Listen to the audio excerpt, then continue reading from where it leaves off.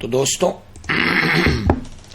आज standards on auditing के day number 4 में हमको बहुत ही अलग बात करनी है। We have chosen a topic that is known as communication. Communication between auditor and auditee. ये आप सबको मालूम है that it is edible oil limited management and those shared with governance combined. Management and those shared with governance combined. We are not assuming that there are management and those shared with governance are different. Okay. And here is our audit team. You all know this.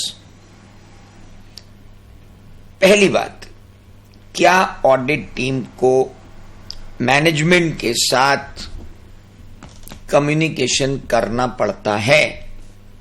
Sir, सबसे पहला communication तो आपने ऐसे 210 में ही करवा दिया। जब हमने ऑडिट एंगेजमेंट लेटर उनको भेजा और सबसे आखिरी कम्युनिकेशन, सेकेंड लास्ट कम्युनिकेशन जो होगा वो ऐसे 700 के अंदर ही होगा जब हम उनको ऑडिट रिपोर्ट देंगे।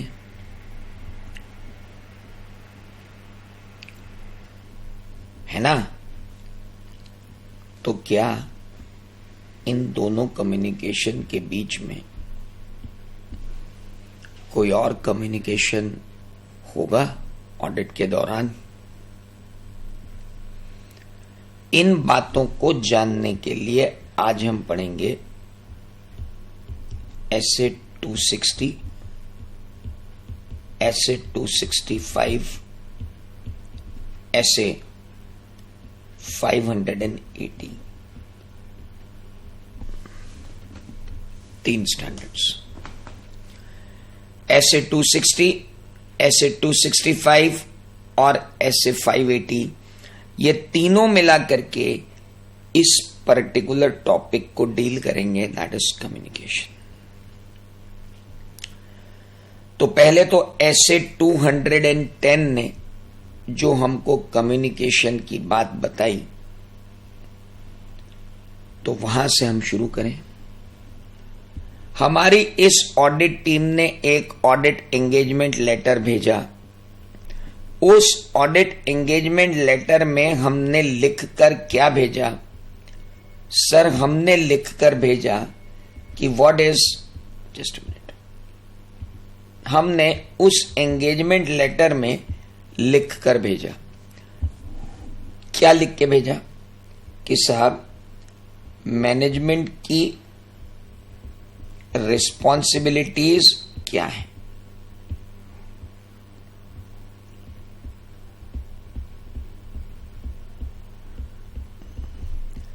क्या थी मैनेजमेंट की रिस्पॉन्सिबिलिटीज?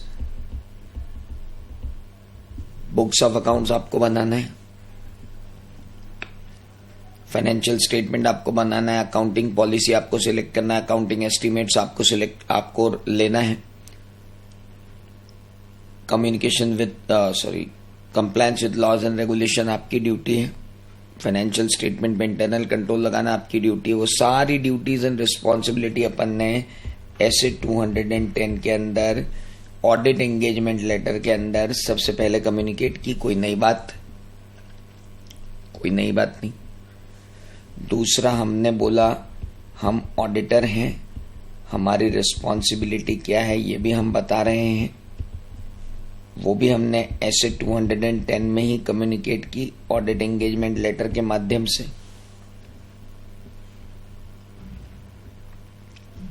उसी लेटर में हमने उनको अपना स्कोप भी बता दिया और ऑब्जेक्टिव ऑफ ऑडिट भी बता दिया, आपको याद हो तो।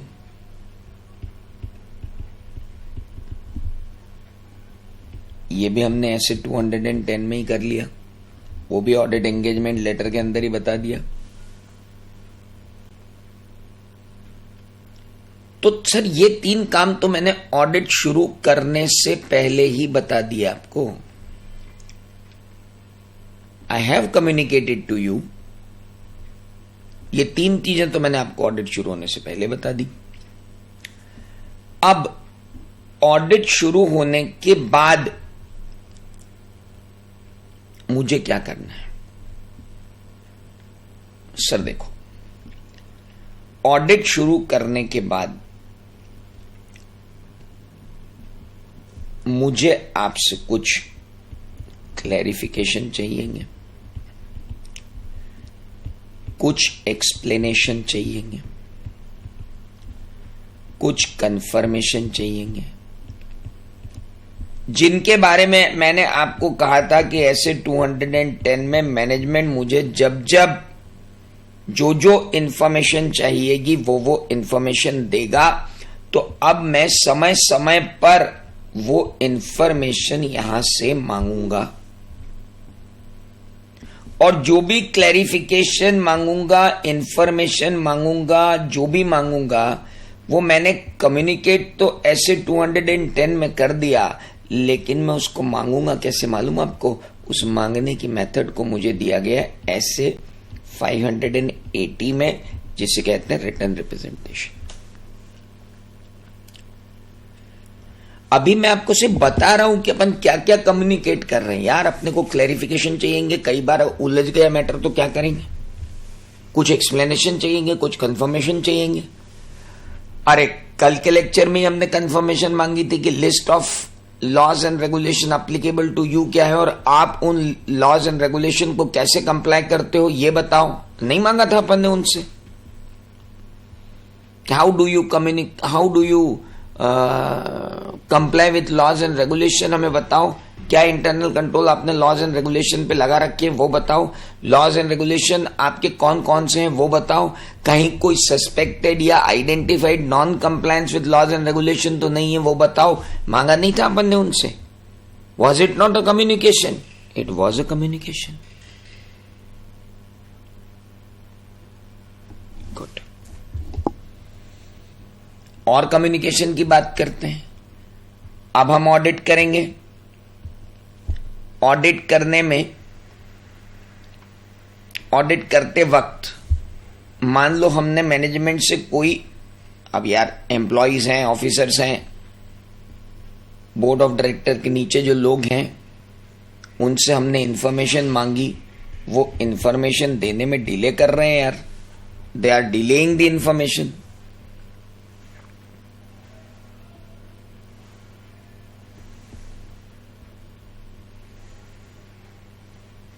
They are restricting our scope.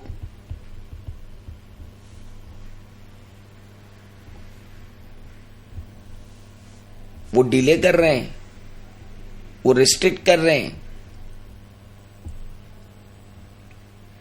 तो मैं क्या करूं? मुझे डिफिकल्टी हो रही है ऑडिट करने में। सो मेरी जो भी अदर प्रॉब्लम्स हैं ड्यूरिंग द ऑडिट, मैं उन्हें नहीं बताऊंगा कि भाई साहब मुझे आपका ऑडिट करने में बहुत परेशानी हो रही है, आपके लोग मुझे इंफॉर्मेशन नहीं दे रहे, रिस्ट्रिक्ट कर रहे हैं मुझको इंफॉर्मेशन लेने से, बहुत प्रॉब्लम हो रही मुझे ऑडिट में। ये भी एक बड़ी बात है। मैं ऑडिट पे पहुंचा हूं तब से मुझे अननेसेसरी प्रेशर डाला जा रहा है यार, to complete audit in a hurry। ये भी मेरे साथ प्रॉब्लम हो रही है सर। अननेसेसरी प्रेशर डाल रहे हैं आप लोग हम पे। ओके, तो मैनेजमेंट एंड दोस्त शायद विद गवर्नेंस को बोलना तो पड़ेगा ना कि अननेसेसरी प्रेशर डाला जा रहा है कि हम जल्दी से ऑडिट खत्म करें। How we can finish this audit in such kind of period। ये मैं आपको है ना, ये स्टोरी टेलिंग से मैं आपको प्रैक्टिकल केस स्टडी के जितने निकट पहुंचा पाऊंगा उतना मेरे लिए अच्छा होगा सर, क्योंकि केस स्टडीज तो आएंगी और मैंने सारी केस स्टडीज को निचोड़ के स्टोरी टेलिंग में डाल दिया। अननेसेसरी प्रेशर डाल रहे हैं मैनेजमेंट हम पे। जल्दी से ऑडिट खत्म करो, 3 दिन बचे हैं, जल्दी रिपोर्ट देनी है, जल्दी रिपोर्ट देनी है। अरे नहीं देनी है हमको रिपोर्ट साहब। ओके, किसको कहोगे? दोष शायद विद गवर्नेंस को कम्युनिकेट करूंगा। और क्या हो गया यार तुमको? और क्या प्रॉब्लम आ रही है? प्रॉब्लम नहीं आ रही, प्रॉब्लम अब आपको आ रही है। कल ऐसे 250 में मेरे को पता चला कि non compliance with laws and regulation है, मैं आपको कम्युनिकेट करूंगा। मैंने रिपोर्ट के अंदर बोला था रिपोर्ट करूंगा 3 लोगों को। अभी मैंने आपको पढ़ाया नहीं है, लेकिन ऐसे 240 के अंदर भी एक तो मैं आपसे रिटर्न रिप्रेजेंटेशन मांगूंगा कि आपके नॉलेज में कोई फ्रॉड तो नहीं, और दूसरा मेरे को मिलेगा तो मैं आपको बोलूंगा। अभी मैंने पढ़ाया नहीं है। ऐसे 265 में मुझको अगर आपके इंटरनल कंट्रोल में वीकनेस मिली, मैं तुरंत आपको आके रिपोर्ट करूंगा। This is report to management and those charged with governance, not audit report. ऐसे 299 में जो हम जॉइंट ऑडिटर अपना प्लान बनाएंगे, वो प्लान मैं आपको आके पूरा बताऊंगा कि हम कैसे एग्जीक्यूट करने वाले। ऐसे 501 में इन्वेंट्री के लिए मैं आऊंगा रिटर्न रिप्रेजेंटेशन मांगने, लिटिगेशन क्लेम में मैं आऊंगा रिटर्न रिप्रेजेंटेशन मांगने, और मुझे कोई दिक्कत आई तो बताऊंगा। यानी कहने का मतलब सारे ही स्टैंडर्ड्स ऑन ऑडिटिंग हमको बताते हैं कि आपको management and those charged with governance को क्या बोलना है। एक तो हर स्टैंडर्ड ये बताता है, अब मैं इसको थोड़ा सा मॉडिफाई करता हूं। हर स्टैंडर्ड आपको क्या बता रहा है मालूम? एवरी स्टैंडर्ड, हर स्टैंडर्ड आपको बताता है कि एक तो रिटर्न रिप्रेजेंटेशन मांगो और एक कम्युनिकेट करो फाइंडिंग्स।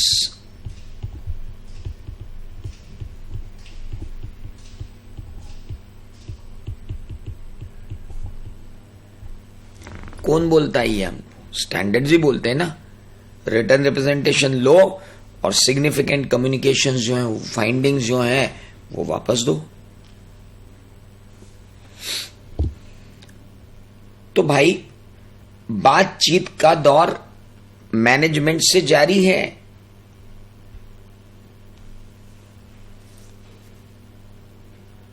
मुझे इंटरनल ऑडिटर और ब्रांच ऑडिटर से काम चाहिए, उनके वर्क को यूज करना है, तो मैं आपके थ्रू ही यूज कर पाऊंगा ना। मुझे एक्सटर्नल कंफर्मेशन लेनी है, तो मुझे एड्रेस तो आप ही दोगे ना सिग्निफिकेंट पार्टीज का जिनके बैलेंसेस हैं। मैं आपको चुन चुन के कम्युनिकेशन बता रहा हूं यहां पे। मैं अपनी ऑडिट रिपोर्ट में जो ड्राफ्ट क्वालिफिकेशन डाल रहा हूं वो मैं आपको बता रहा हूं सर। मुझे आपकी अकाउंटिंग पॉलिसी समझ में नहीं आ रही है, मुझे आपके वैल्यूएशन प्रिंसिपल समझ में नहीं आ रहे, तो मैं ये ड्राफ्ट क्वालिफिकेशन जो है वो मैं आपको बता रहा हूं सर। आप देख सको तो देख लो। उसके बाद मैं ड्राफ्ट रिपोर्ट भी आप तक पहुंचा रहा हूं। और सुनिए, आप जो अपनी बोर्ड रिपोर्ट में देने वाले हैं वो मुझे ऐसे 720 के लिए अवेलेबल करवा दीजिए। Other information content in the financial statement, ताकि मैं उनको रिव्यू कर सकूं।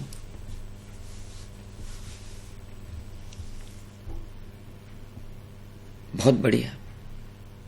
इसके बाद मैं और तो कुछ नहीं करूंगा, सीधे ऐसे 700 में आपको मेरी फाइनल रिपोर्ट दे दूंगा।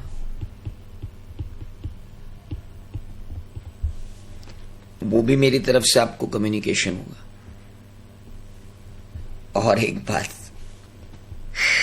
अगर ऐसे 560 में कोई सबसीक्वेंट हुए मेरी रिपोर्ट देने के बाद, तो मैं तुरंत आपसे कम्युनिकेट करूंगा, सर मैनेजमेंट से कम्युनिकेशन तो भयंकर तरीके से कहां नहीं हो रहा है सर, कम्युनिकेशन टेल मी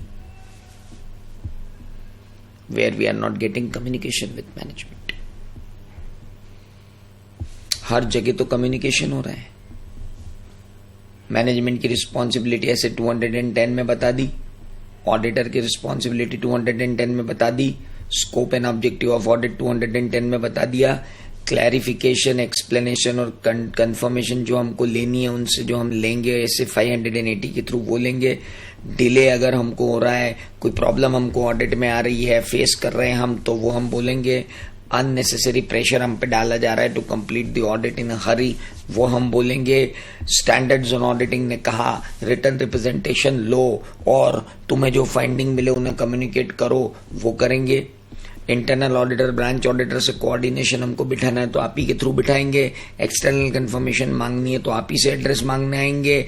ड्राफ्ट क्वालिफिकेशन आपको बताएंगे, ड्राफ्ट रिपोर्ट आपको बताएंगे, आपसे बोलेंगे कि आपकी बोर्ड रिपोर्ट का ड्राफ्ट हमको दे दो। उसके बाद SF 700 की फाइनल रिपोर्ट आपको पकड़ाएंगे एज ए कम्युनिकेशन। और आखिरी में SF 560 में अगर ऑडिट रिपोर्ट देने के बाद कोई सब्सिक्वेंट इवेंट होते हैं तो वो भी हम आपको बताएंगे। हम आपसे बहुत बात करेंगे, हम आपसे बहुत ज्यादा बातें करेंगे और आपसे की गई इन्हीं बातों से हमें एक और स्टैंडर्ड की तरफ जाने का मौका मिलेगा, दैट इज SS 701 की ऑडिट मैटर्स। तो भाई लोग, आपसे बहुत बातें होंगी हमारी ऑडिट एंगेजमेंट टीम की और मैनेजमेंट एंड दोस्त चैट विद गवर्नेंस की। इस स्टोरी टेलिंग को ध्यान में रखते हुए अब हम पढ़ेंगे 3 स्टैंडर्ड्स। पहला एसिड 260, दूसरा एसिड 265 और ऐसे 580। चलिए तो पढ़ते हैं अब आगे। ऐसे 260 शुरू होता है कम्युनिकेशन विद दोस्त charged with governance. It starts with communication with दोस्त चैट विद गवर्नेंस। ऐसे लोगों के साथ कम्युनिकेशन जो दोस्त चैट विद गवर्नेंस। और दोस्त चैट विद गवर्नेंस क्या है वो अपन देख चुके हैं। छोटी एंटिटीज में those charged with governance and management are one in the same.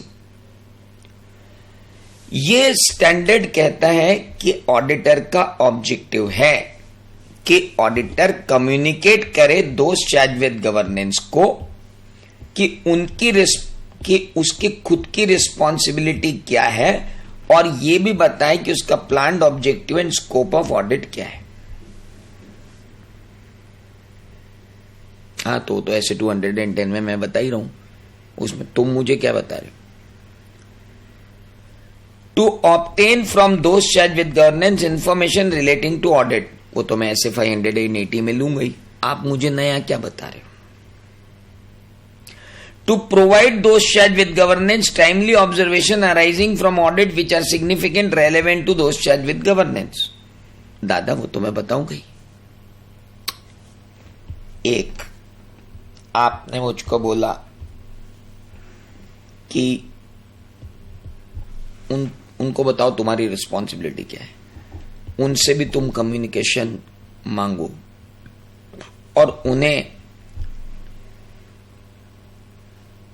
Communicate करो जो भी ऑब्जर्वेशन है तुम्हारे ऑडिट में, और एक प्रॉपर 2 वे कम्युनिकेशन रखना। अब इसमें क्या है, ये क्या है ऑब्जेक्टिव। एक ऐसे 210 ने बोला, एक ऐसे 580 बोल रहा है, एक वो बाकी सारे स्टैंडर्ड्स बोल रहे हैं कि जब जब जिस में जो जो मिले वो उनको बता दो।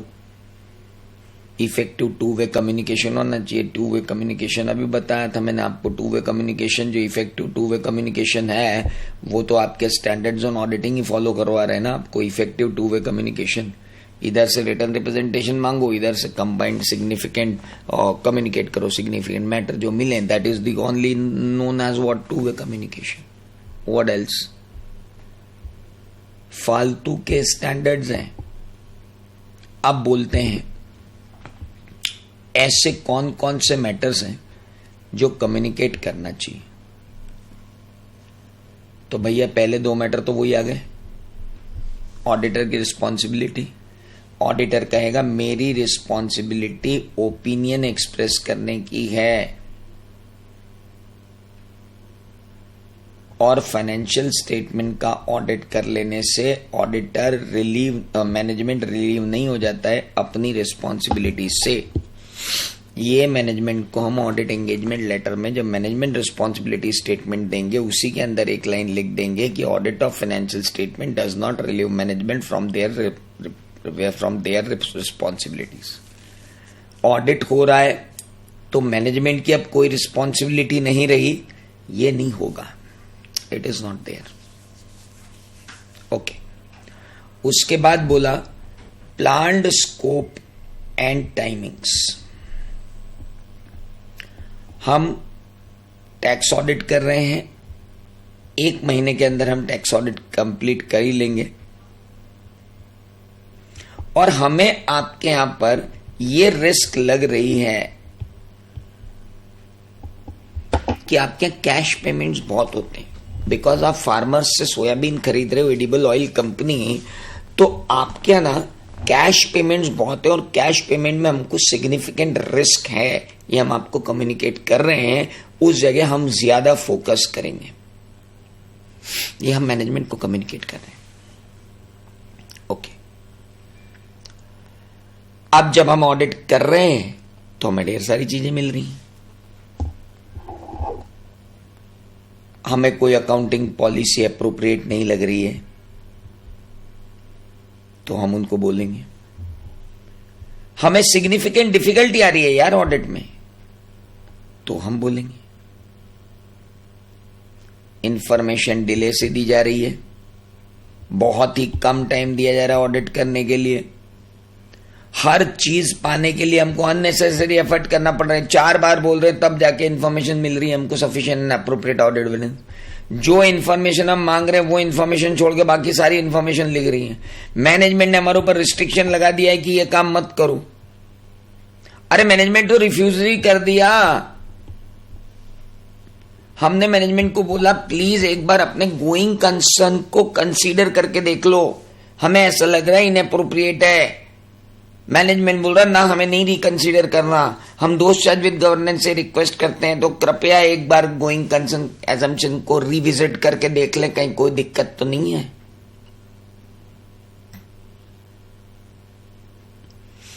And then key audit matters will be there under SA 701 we will require the key audit matters to be given.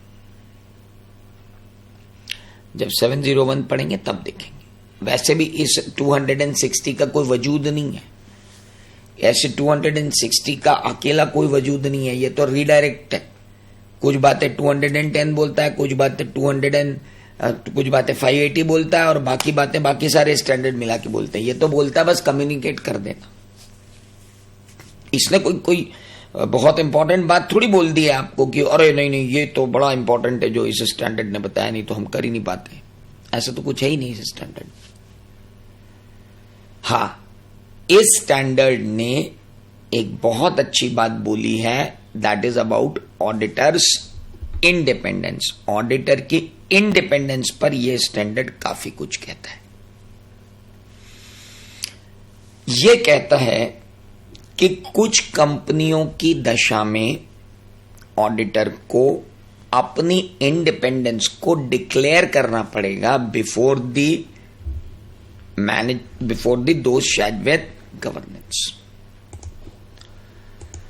तो in case of listed entities, बड़ी एंटिटीज की दशा में ऑडिटर को अपने ऑडिट एंगेजमेंट लेटर के साथ एक डिक्लेरेशन भेजना होगा, डिक्लेरेशन कम्युनिकेट करना होगा। क्या कि एंगेजमेंट टीम और अदर्स इन अ फर्म और नेटवर्किंग फर्म कंप्लायंस कर रही हैं इंडिपेंडेंस की रिक्वायरमेंट से, कि हम सब लोग इंडिपेंडेंट हैं। ये डिक्लेरेशन देना जरूरी है। किसको? To whom this declaration is required to be given? This declaration is required to be given to those shared with governance. ऐसे 260 की रिक्वायरमेंट है। ओके, ये डिक्लेरेशन के साथ आपको यह भी बताना पड़ेगा कि हमारी जो ऑडिट फीस आप और आपके एसोसिएट कंपनी के साथ है, वो हमारी फर्म और हमारी एसोसिएट फर्म्स के द्वारा आपके ग्रुप को दी जाने वाली वो सर्विसेज जो सेक्शन 144 में अलाउड है, वो सर्विसेज जो सेक्शन 144 में अलाउड है, उनका जो रेम्यूनरेशन है वो ऑडिट फीस से कम है। हम और हमारी एसोसिएट फर्म आप और आपके ग्रुप कंपनीज को जो अटेस्टेशन और अदर देन अटेस्टेशन सर्विसेज जो पेंडिंग है, जो जो जो जो जो परमिसिबल है, वो परमिसिबल नॉन अटेस्टेशन फंक्शंस जो हम दे रहे हैं, हम और हमारी एसोसिएट फर्म, उसकी जो फीस है वो टोटल ऑडिट फीस की तुलना में कम है। यानी टोटल ऑडिट फीस ज्यादा है और नॉन एश्योरेंस फीस कम है। और जहां जहां भी हमें लगा कि यहां इंडिपेंडेंस हर्ट हो सकती है, हमने सेफगार्ड्स लिए हैं, हमने सेफगार्ड्स आइडेंटिफाई कर लिए।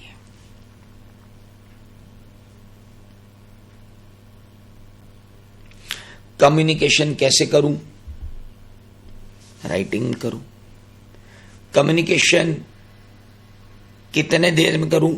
रीजनेबल टाइम में। ऐसा नहीं कि कम्युनिकेशन कर रहे हैं तब जब तक कम्युनिकेशन का इंपॉर्टेंस ही खत्म हो गया। एक बात और,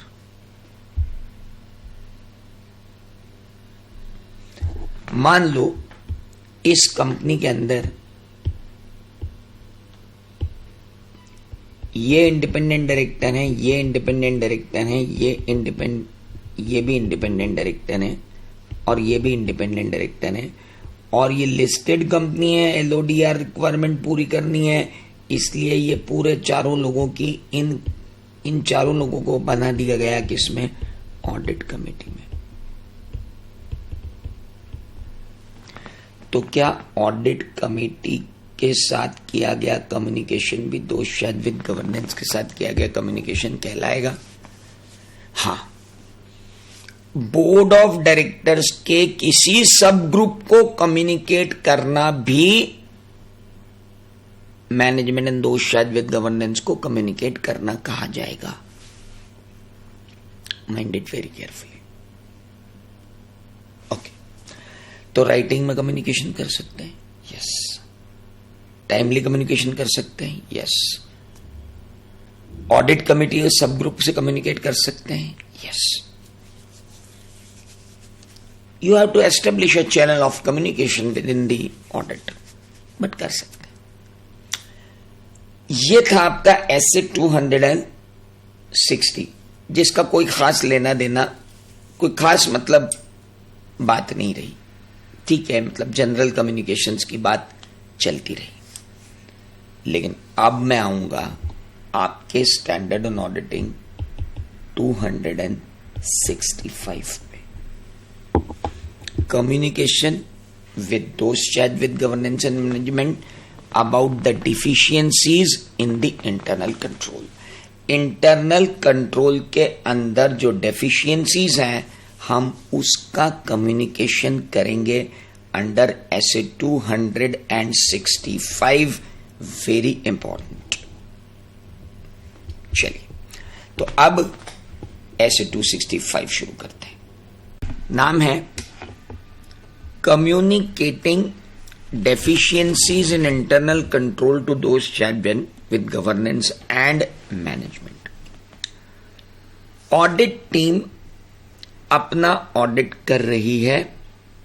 ऑडिट टीम जब ऑडिट कर रही है, ऑडिट करते वक्त वो इंटरनल कंट्रोल्स को इवैल्यूएट करती है। This audit team of Ghangor is working on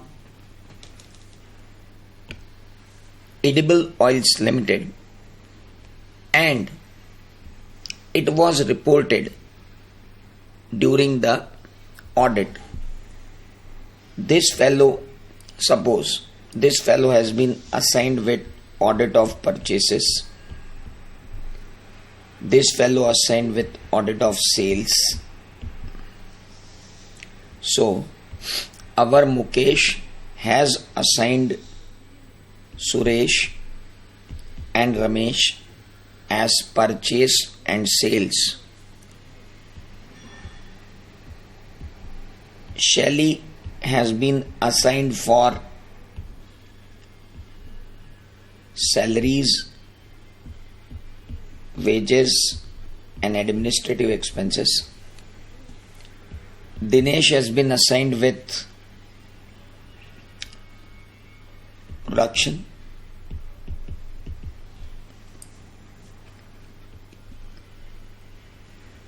Molly has been assigned for IT controls checking.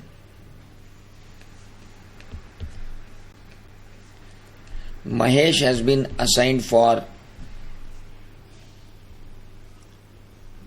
internal controls related to general administration.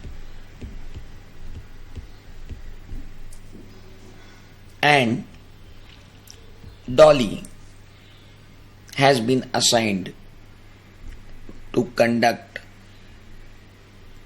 expense audit. First phase of audit, these responsibilities have been given to all of these. Rather than having expense, you may have laws and regulations, compliance. Now these all are working in their areas. ये अपने अपने area में काम कर रहे हैं. Purchase audit शुरू करने से पहले बंदा सुरेश परचेज डिपार्टमेंट के इंटरनल कंट्रोल को इवैल्यूएट करने गया कि क्या इस परचेज डिपार्टमेंट के अंदर एक सेंट्रलाइज्ड परचेज सिस्टम है, क्या स्टोर से इंडेंट आने के बाद ही परचेज की जाती है, क्या परचेज जो की जा रही है वो अप्रूव्ड वेंडर्स से की जा रही है. अप्रूव्ड वेंडर्स मतलब जिन्हें मैनेजमेंट ने अप्रूव कर रखा है कि हम इन्हीं से परचेज करेंगे, उन्हीं से परचेज की जा रही है. क्या कोटेशन कॉल किए जाते हैं, क्या परचेज ऑर्डर दिया जाता है, क्या परचेज ऑर्डर फॉलोअप होता है, क्या पेमेंट करने से पहले purchase order, material receive note, laboratory report, quality report सब चेक करके ही पेमेंट होता है. जब इस इंटरनल कंट्रोल को देखने के लिए मिस्टर सुरेश पहुंचे तो उन्हें एकदम से शॉक लगा कि सेंट्रलाइज्ड परचेज सिस्टम नाम की कोई चीज नहीं है, इंडेंट नाम की कोई चीज नहीं है. स्टोर से जब भी कोई मुंह उठा के बोल देता है परचेस कर लो, ये परचेस कर लेते हैं. अप्रूव्ड वेंडर कोई नहीं है, परचेस मैनेजर ही स्वयं भू है, वो जिस बंदे से चाहे परचेस कर सकता है. कोटेशन मंगाने का कोई सिस्टम नहीं है. परचेस ऑर्डर जरूर जाता है, लेकिन अकाउंट्स डिपार्टमेंट को अगर परचेस मैनेजर बोल दे कि इतना पेमेंट कर दो तो अकाउंट डिपार्टमेंट पूछता भी नहीं है कि ये पेमेंट क्यों करना. बहुत ही बढ़िया, शानदार. मतलब यहां तो इंटरनल कंट्रोल है ही नहीं. बेकार क्या मतलब? It is absent. There the internal control is absent. हां, ये होता कि सेंट्रलाइज्ड परचेज सिस्टम है, इंडेंट आती है, अप्रूव्ड वेंडर्स की लिस्ट है, कोटेशन भी आते हैं, परचेस ऑर्डर भी जाते हैं, परचेस ऑर्डर फॉलोअप भी होता है, सब कुछ होता है. लेकिन इन सारे रूल पर एक रूल भारी है कि 50,000 रुपए तक की परचेस के लिए आपको इस सिस्टम में जाने की जरूरत ही नहीं है। वो पूरी परचेस मैनेजर के डिस्क्रिप्शन पे।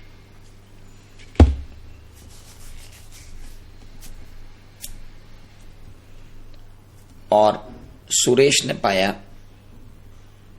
एक ही दिन में एक ही वेंडर से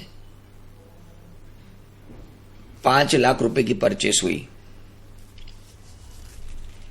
लेकिन कोई परचेस ऑर्डर, कोटेशन ये कुछ नहीं मांगा गया, क्योंकि उसे 10 परचेस ऑर्डर दिए गए 50-50 हजार के।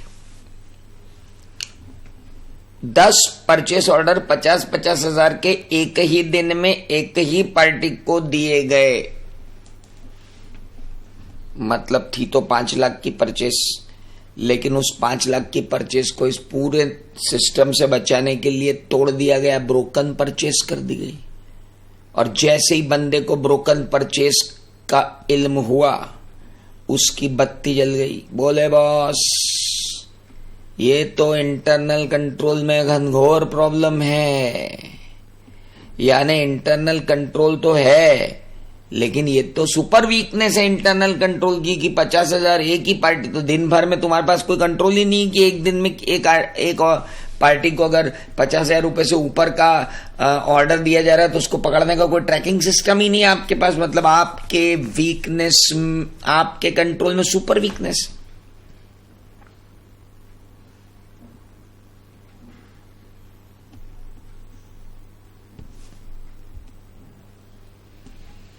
रमेश से पूछा गया, रमेश जी आपके सेल्स डिपार्टमेंट के इंटरनल कंट्रोल पे आपका कुछ कहना है? बोले हाँ सर।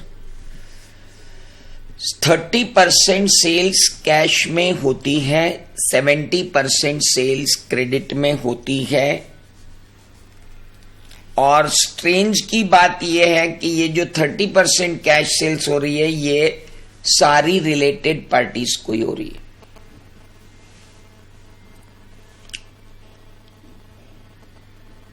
और रिलेटेड पार्टीज के ट्रांजैक्शन की अप्रूवल प्रोसेस को जब मैंने देखा तो मैंने पाया कि कुछ में अप्रूवल है, कुछ में नहीं है, जबकि इनको ऑडिट कमेटी की अप्रूवल लेनी चाहिए।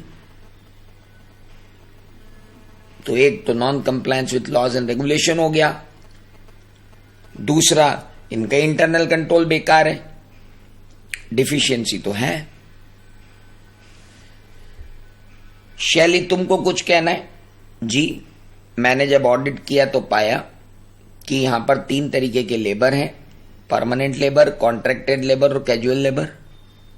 परमानेंट लेबर और कॉन्ट्रैक्टेड लेबर में तो कंट्रोल अच्छा है, लेकिन कैजुअल लेबर्स के अंदर उनका प्रोक्योरमेंट और उनका पेमेंट एस्टेब्लिश नहीं होता। प्रोडक्शन डिपार्टमेंट से कभी भी रिक्विजिशन नहीं जाती है कि कितने लेबर की जरूरत आज के दिन में है। हमारे यहां का सुपरवाइजर पास के कस्बे में जाता है और रोज जितने मजदूर मिलते हैं उनको लेकर के आ जाता है, शाम को उनका पेमेंट करवा देता है कैश में। तो वो लोग सब जो हैं वो कंट्रोल सिस्टम से ही बाहर हो जाते हैं, कैजुअल वर्कर्स। और धीरे धीरे ये देखने में आ रहा है कि कैजुअल वर्कर्स की संख्या बढ़ती ही जा रही है, जबकि प्रोडक्शन उतना बढ़ा हुआ नहीं है। और यहां पर इस तरफ किसी का भी ध्यान नहीं है, इट्स अ ग्रे एरिया। तो आई वुड से यहां पर इंटरनल कंट्रोल में प्रॉब्लम है।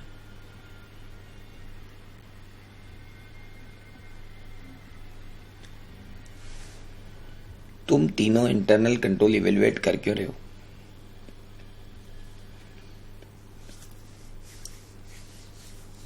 मुकेश का कहना था, आप लोग इंटरनल कंट्रोल क्यों इवेल्युएट कर रहे हैं? मजे ले रहा था मुकेश। सर क्या बात कर रहे हो? अगर इंटरनल कंट्रोल इवेल्युएट नहीं करेंगे तो रिस्क ऑफ मटेरियल मिसस्टेटमेंट कैसे पता लगेगी? तो तुम्हारा कहना क्या है? बोले सर, परचेस हो, सेल्स हो या वेजेस हो, risk of material misstatement high हो गया सर। और risk of material misstatement high है क्योंकि यहां पर कंट्रोल प्रॉपरली वर्क नहीं कर रहा है सर। हाँ तो ठीक है, अपनी ऑडिट प्रोसीजर्स को एक्सटेंड कर दो, ऑडिट वर्कफोर्स और बढ़ा लो और शानदार ऑडिट करो। आपने को लेंदी ऑडिट प्रोसीजर लगानी पड़ेगी और क्या होगा। ओके, अब क्या ऑडिटर ये ऐसा करके रुक जाए कि अपन तो अपनी ऑडिट प्रोसीजर बढ़ा लो क्योंकि इनका इंटरनल कंट्रोल तो बेकार है, इस इंटरनल कंट्रोल पर भरोसा करने की कोई जरूरत नहीं, अपन तो अपना चुपचाप अपना क्या करो ऑडिट प्रोसीजर की नेचर, टाइम एंड एक्सटेंड को बढ़ा लो, ऑडिट कर दो, रिपोर्ट दे दो, काम खत्म। नहीं सर, SA 265 बोलता है कि हे ऑडिटर, अगर तुमको सिग्निफिकेंट डिफिशियंसीज इंटरनल कंट्रोल में मिल रही हैं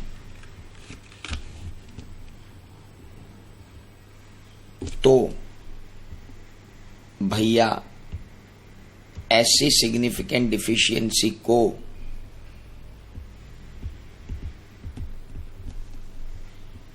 राइटिंग में टाइमली एप्रोप्रिएट पर्सन्स को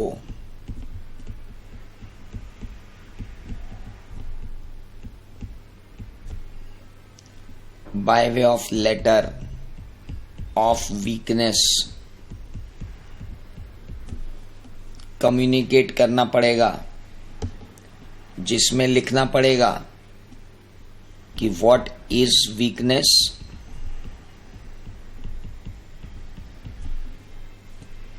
इस वीकनेस का पोटेंशियल इंपैक्ट क्या पड़ रहा है on financial statement, risk of material misstatement कितनी बढ़ गई है, सजेस्टिव मेजर्स मैनेजमेंट को क्या लेना चाहिए, and how auditor is addressing this.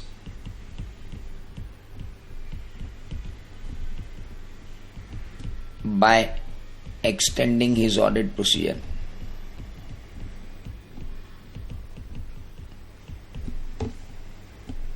और ये भी बता देना उनको कि अगर आप लोगों ने इसको सुधारा नहीं तो मेरे को सेक्शन 143 सबसेक्शन 3 के अंदर इंटरनल फाइनेंशियल कंट्रोल के ऊपर कमेंट करना है।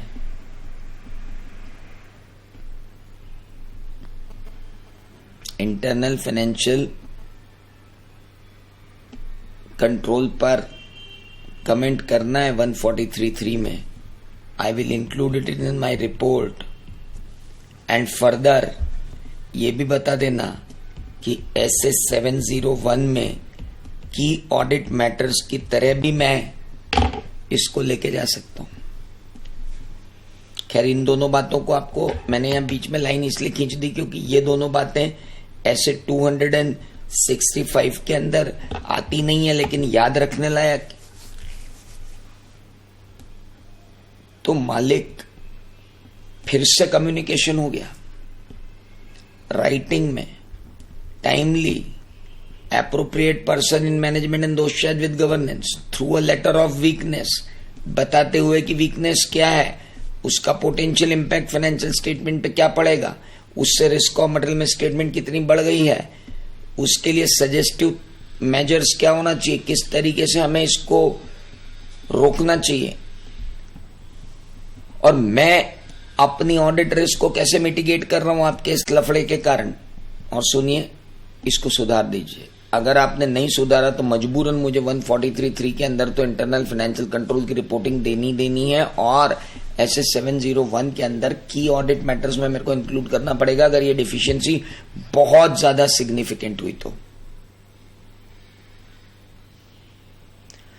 आप स्टैंडर्ड पढ़ रहे हो, आप स्टैंडर्ड पढ़ ही नहीं सकते जब तक आप उसकी स्टोरी टेलिंग में नहीं आओगे। आपको पता होना चाहिए कि डिफिशियंसी क्या है। अरे अब तो अपन 10 मिनट के अंदर खत्म कर देंगे उस स्टैंडर्ड को। अपने को सारे एग्जाम्पल मालूम पड़ गए कि करना क्या है यार। कुछ कुल जमा पिक्चर का ट्रेलर क्या है ये अपने को समझ में आ गया। पिक्चर तो अपने को समझ में आ जाएगी, उसमें क्या है। तो कम से कम रटना तो नहीं पड़ेगा स्टैंडर्ड को। Let's move to basic standards of ours and that is called standards on auditing 265, communicating the deficiencies in internal control to those charged with governance and management. सबसे पहली बात, what do you mean by deficiency in internal control? Internal control की deficiency क्या है? Sir, the internal control which is designed, implemented and maintained. आप सबको मैंने बताया हुआ है कि इंटरनल कंट्रोल पहले डिजाइन होता है, फिर इंप्लीमेंट होता है, फिर मेंटेन होता है। और अगर आपको यह पता चलता है कि इंटरनल कंट्रोल जो डिजाइन, इंप्लीमेंटेड और मेंटेन्ड है वो कुछ इस तरीके से है कि वो सक्षम नहीं है prevention, detection and timely correction of misstatement, लगा तो रखा है इंटरनल कंट्रोल यार। The internal control which is designed, implemented और maintain in such a way that it is enable to prevent, detect and timely correct the misstatement. मतलब purchase order avoid करने के तरीके मौजूद हैं। हालांकि इंटरनल कंट्रोल तो तुमने डिजाइन कर रखा है कि परचेसेस अननेसेसरी की ना हो, परचेसेस में भ्रष्टाचार ना हो, लेकिन तुम्हारे उन कंट्रोल को धता बताते हुए एक ही दिन में 5 लाख की ब्रोकन परचेस करके 50-50 हजार किया जा रहा है। इसका मतलब तुम्हारे इंटरनल कंट्रोल में डिफिशियंसी है। या उससे पहले जो एग्जांपल दिया था कि control necessary to prevent, detect, timely correct misstatement in financial statement on timely basis is missing, लापता है ही नहीं, बनाया ही नहीं। अरे है ही नहीं, बनाया ही नहीं है, मिसिंग है internal control.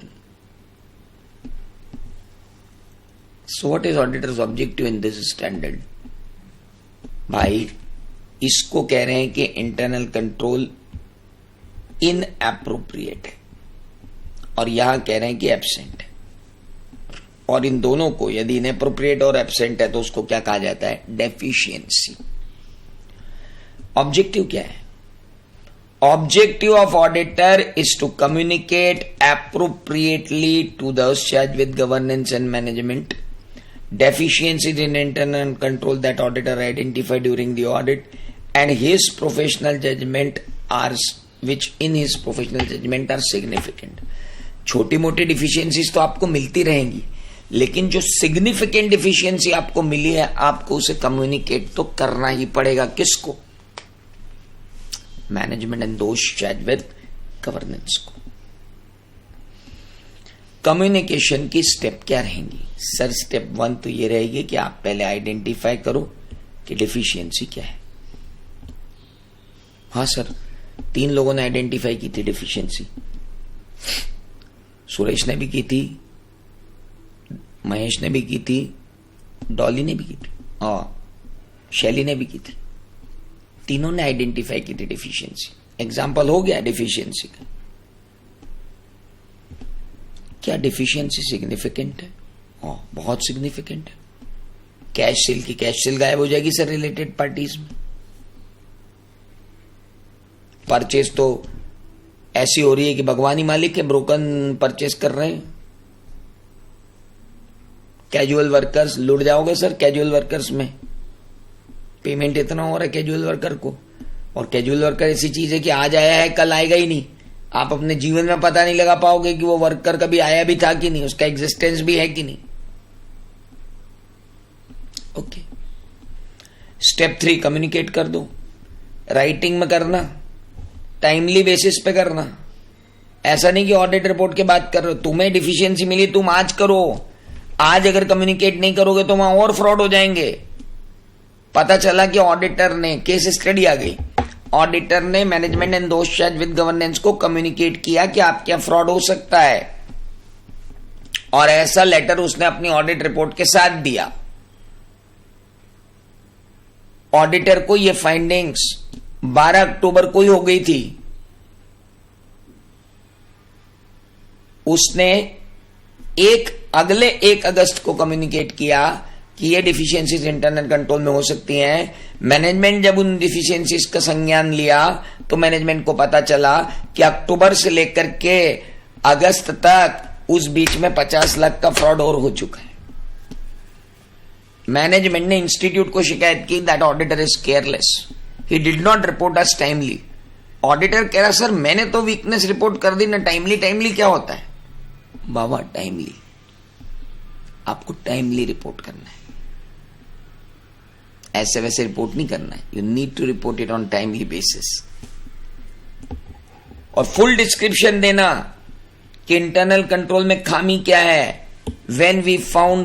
when we evaluated the purchase system, we found that there is an indent system, there is the central purchase system, there is a system that there must be quotation to be called from the approved party. After selecting the 3 samples, 3 quotations, they select the best sample and order it. There is also a control established that before payment all these things are reconciled. But top of the above, there is one internal control rule which is having an overriding effect over these all, and that is purchases below 50,000 rupees will be exempted from this route, and purchase manager directly can call at its discretion from any party. And we found so many instances where the purchase manager had broken that particular purchase into parts so as to avoid this particular route of purchases. Hence we request management, and these instances are very frequent, and management has to take care of this because it can impact the whole purchase.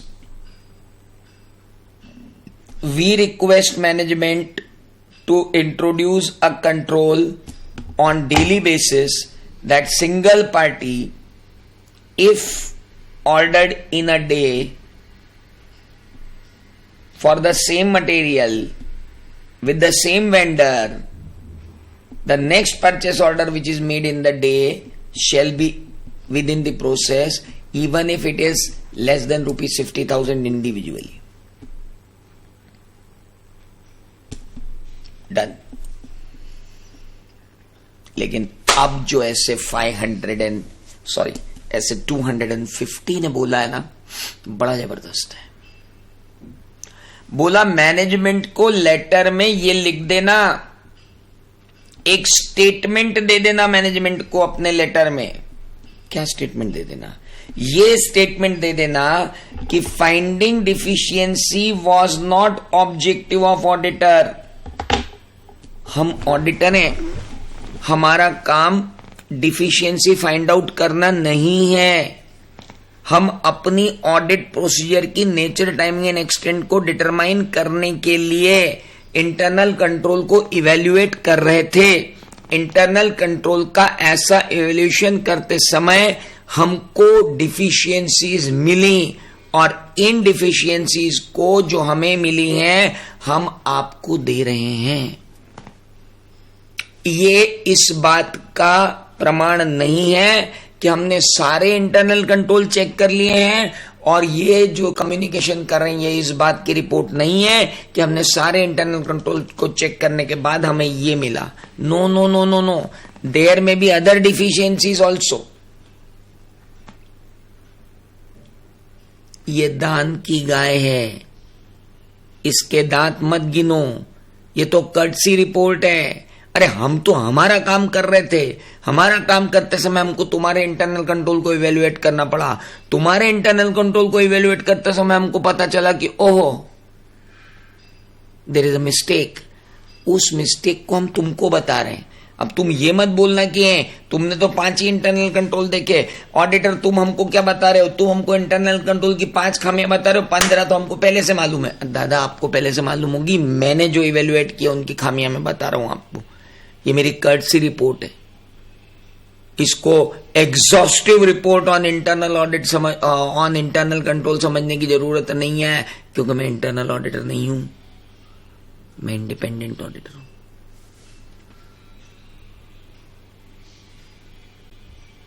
अरे मेरी कुछ बात समझ में आई? हो सकता है वो आपसे यही कह दे, एक लेटर ऑफ वीकनेस ड्राफ्ट तो करो जरा, जिसके अंदर बताओ कि इंटरनल कंट्रोल में डिफिशियंसीज क्या क्या है, तो बता देना। परचेस ऑर्डरिंग सिस्टम नहीं है, सेल्स ऑर्डरिंग सिस्टम नहीं है, कैश वाउचर जो है कैश रिसीट वाउचर जो है वो सीरियली नंबर्ड नहीं है, बैंक रिकंसिलेशन जो है वो वीकली बनाने की बात तो है लेकिन मंथली भी नहीं बनता है, cash withdrawal and cash deposition पे कंट्रोल कम है, कैजुअल वर्कर्स पे कंट्रोल कम है, प्रोडक्शन को जब मटेरियल स्टोर से इशू होता है तो प्रॉपर डॉक्यूमेंटेशन नहीं है कि वो मटेरियल प्रोडक्शन में ही जाता है या पिलफ्रेज हो जाता है। अरे कितने तुम्हारे आर्टिकल चिप जीवन से जितने तुमने ऑडिट के दौरान क्वेरीज निकाली जिनमें तुमको फ्रॉड्स मिले, सब पटक दो, किसी न किसी कंट्रोल के कारण ही तो है वो। तो माय डियर फ्रेंड्स, कम्युनिकेशन का दूसरा फ्रंट था communicating deficiencies in internal control to management and those charged with governance। अब अगर ये डिफिशियंसी मिली है तो 2 रिपोर्टिंग ध्यान रखें। मैनेजमेंट को तो हमने रिपोर्ट कर दी, उसके बाद ईयर एंड पर देखें कि मैनेजमेंट ने उसको सुधारने के कोई प्रयास किए नहीं किए, जो भी हुआ है। अगर फिर भी इंटरनल कंट्रोल में डिफिशियंसीज मौजूद है तो पहले ये देखें कि 143(3) के अंदर क्या इंटरनल फाइनेंशियल कंट्रोल के रिपोर्टिंग की रिस्पॉन्सिबिलिटी इस कंपनी में ऑडिटर के ऊपर है, अगर है तो वहां रिपोर्ट दे। दूसरा, क्या SA-701 इस कंपनी पर लगता है, हाँ तो की ऑडिट मैटर में ये इंक्लूड करे कि मैंने अपने ऑडिट के दौरान पाया कि इंटरनल कंट्रोल बेकार था और उसने मेरे पूरे ऑडिट को सिग्निफिकेंटली इंपैक्ट डाला है। ये बातें हमको करनी पड़ेगी ऐसे 265 में। तो ये था छोटा सा standard 265।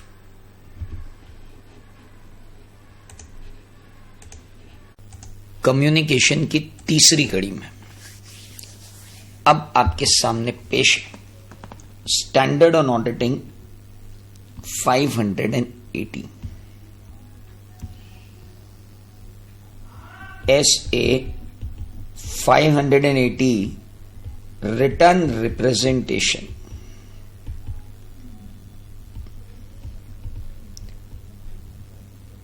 Now written representation means representations given by the management and those charged with governance।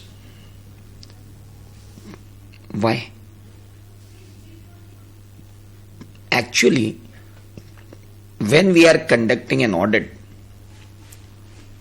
we need explanations from management, we need clarifications from management,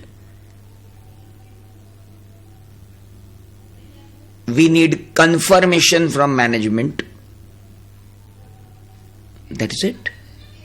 And all these confirmation, all these explanation, all these clarification will either become in itself an audit evidence or it supports the other audit evidence.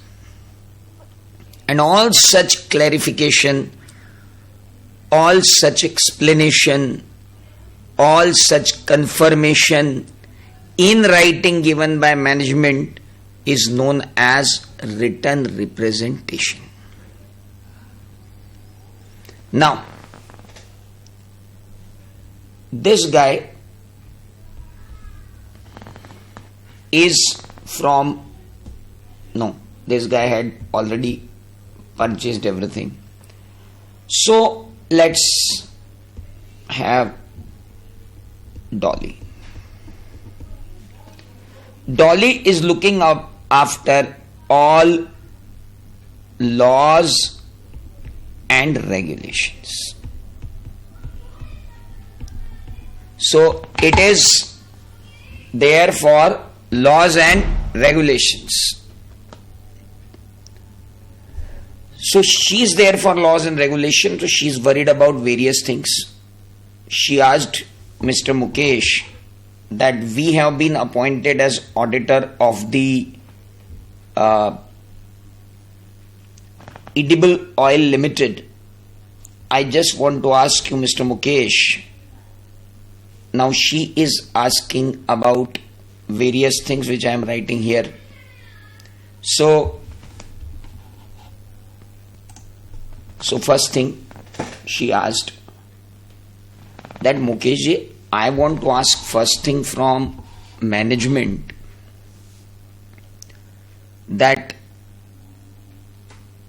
whether they are providing us the details of related parties.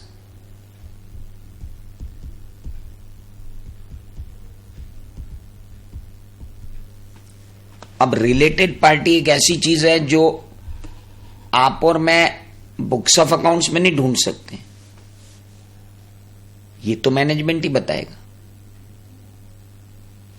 And Dolly is talking about only companies act. मैं तो बाकी standard पे जा ही नहीं रहा हूं.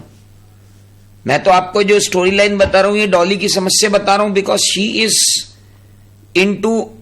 She has a scope compliance with laws and regulations. अब आप देखिए कंपनी लॉ का कंप्लायंस अगर देखना है डॉली को तो she has to first have a list of related parties.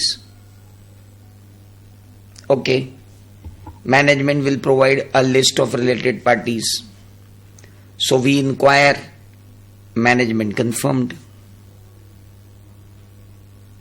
Then again we asked that whether audit committee has given permission for related party transactions. They provide us a resolution by management, yes, they have provided proper permission to the company to enter into related party transactions. हमने कहा Dolly, is it okay? Anything else you want? Yes sir. What? Sir, we have to report under our 143 subsection 3 that none of the director is disqualified under section 164(2). So sir, please ask these directors to give me written representation that wherever they are director in other company there is no such disqualification obtained. Means those companies in which they are director have paid all the dues, have deposited the annual return in time and all that. Get me that and that's okay. Dolly तुम्हारी list खत्म हो गई? नहीं sir. What else you want? Sir, I want a declaration. From whom? Management. About what? That they have complied with FEMA and no liability is there lying with the FEMA. Else what you want? Sir, we also want certain more written representation. What? We want them to give us a written representation about what?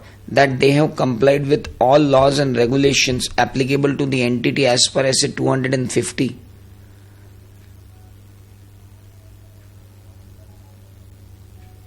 Anything more, Dolly? Yes sir. What? In Caro we had learnt that management has physically verified the fixed assets and inventory at reasonable interval. I need their working paper where they have physically verified the fixed assets and physically verified the inventory. Okay, Dolly. Anything else you want? Yes, sir. अब क्या बच गया? Sir मेरी list बड़ी लंबी है अभी। अरे तो अब कंपनी लॉ में और क्या बच गया? सर मैनेजमेंट से उनके इंटरनल फाइनेंशियल कंट्रोल के बारे में पूछना है।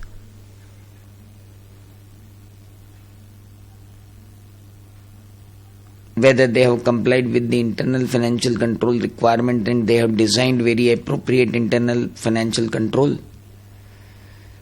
Okay. Anything else? Yes sir. उनसे स्टेचुटरी ड्यूज के बारे में पूछना है कि कौन से स्टेचुटरी ड्यूज डिस्प्यूटेड है और कौन से अनडिस्प्यूटेड है, और अगर डिस्प्यूटेड है और उन्होंने 6 महीने के अंदर चुकाए नहीं है तो क्यों नहीं चुकाए।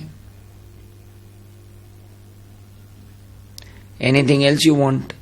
Yes sir. अरे अब क्या बच गया यार? Sir we want to ask them कि आपने कोई गारंटी दी हुई है कॉन्टिजेंट लायबिलिटी के रूप में, तो कॉन्टिजेंट लायबिलिटी के रूप में अगर किसी की गारंटी दी है तो आपने हमको सारी detail they the about the guarantee.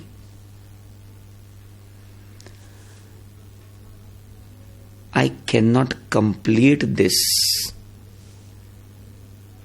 जाने कितने रिटर्न रिप्रेजेंटेशन चाहिए अभी मुझको। पल पल पे तो मुझको क्या चाहिए?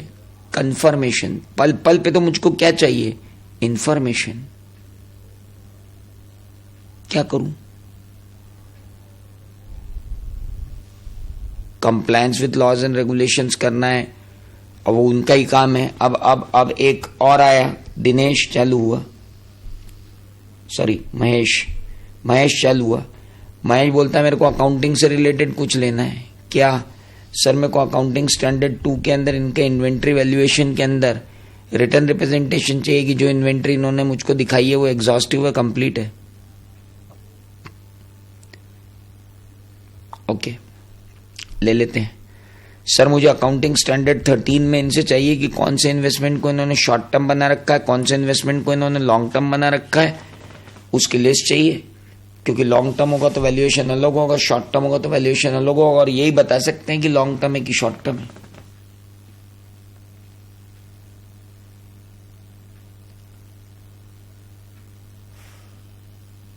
और कुछ चाहिए? Yes sir. क्या? सर इन्होंने इंटेंजिबल को अमोर्टाइज करने के लिए जो यूजफुल लाइफ निकाली है, हमें वो यूजफुल लाइफ का रिटर्न रिप्रेजेंटेशन चाहिए, क्योंकि इन्होंने कंपनीज एक्ट को कंप्लाई करने की बजाय अपनी तरीके से उसकी यूजफुल लाइफ निकाली, तो इनके प्रोजेक्शंस चाहिए। मैं यहां पर हाथों पर गिन भी नहीं सकता हूं। अभी तो मैंने आपको जनरल बातें बताई। अब क्या होता है, कई स्टैंडर्ड्स ऑन ऑडिटिंग होते हैं जो मुझको कहते हैं रिटर्न रिप्रेजेंटेशन ले। अब मैं उनमें से एक एक का नाम ले रहा हूं, हालांकि अभी अपन ने पढ़े नहीं है सारे स्टैंडर्ड, लेकिन आपको यह भी बता कि ये तो मेरा प्रोफेशनल जजमेंट था जिससे मैं क्या ले रहा था, रिटर्न रिप्रेजेंटेशन। लेकिन अब तो मुझको ऐसे बोलते हैं कि रिटर्न रिप्रेजेंटेशन लो। सबसे पहले आके तो ऐसे 240 मेरी जान खा जाता है कि रिटर्न रिप्रेजेंटेशन लो कि मैनेजमेंट के नॉलेज में कोई फ्रॉड वॉर्ड तो नहीं है। ऐसे 250 मेरी जान खा जाता है कि मैनेजमेंट से पूछो कि सारे लॉज एंड रेगुलेशन को उन्होंने कंप्लाई किया कि नहीं किया। ऐसे 501 मुझसे कहता है कि उनके इन्वेंट्री करने की जो मेथड है उसे जाकर के खुद भी देखो और उनके जो कैलकुलेशन है उनको चेक करो। ऐसे 501 कहता है कि उनसे लिटिगेशन एंड क्लेम की लिस्ट ले लो। ऐसे 501 कहता है उनसे सेगमेंट रिपोर्टिंग की बेसिस ले लो। ऐसे 505 कहता है कि उनसे पते ले लो, नाम पते जिनसे अपने को एक्सटर्नल कंफर्मेशन मांगनी। ऐसे 510 कहता है कि अगर ओपनिंग बैलेंस अनऑडिटेड है तो मैनेजमेंट से लिखवा के लो कि वो इस बार के लिए रिस्पॉन्सिबल है, और ये आश्वासन देते हैं कि कहीं भी रिटर्न रिप्रेजेंटेशन गलत नहीं है।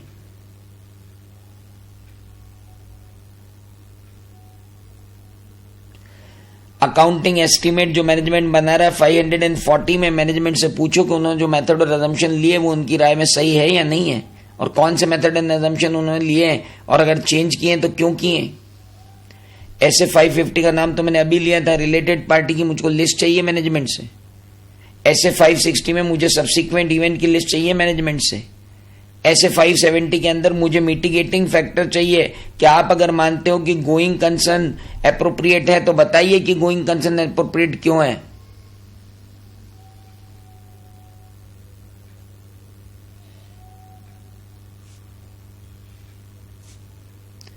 सर मुझसे स्टैंडर्ड कह रहे हैं रिटर्न रिप्रेजेंटेशन लो, और 210 का नाम तो मैं लेना ही भूल गया।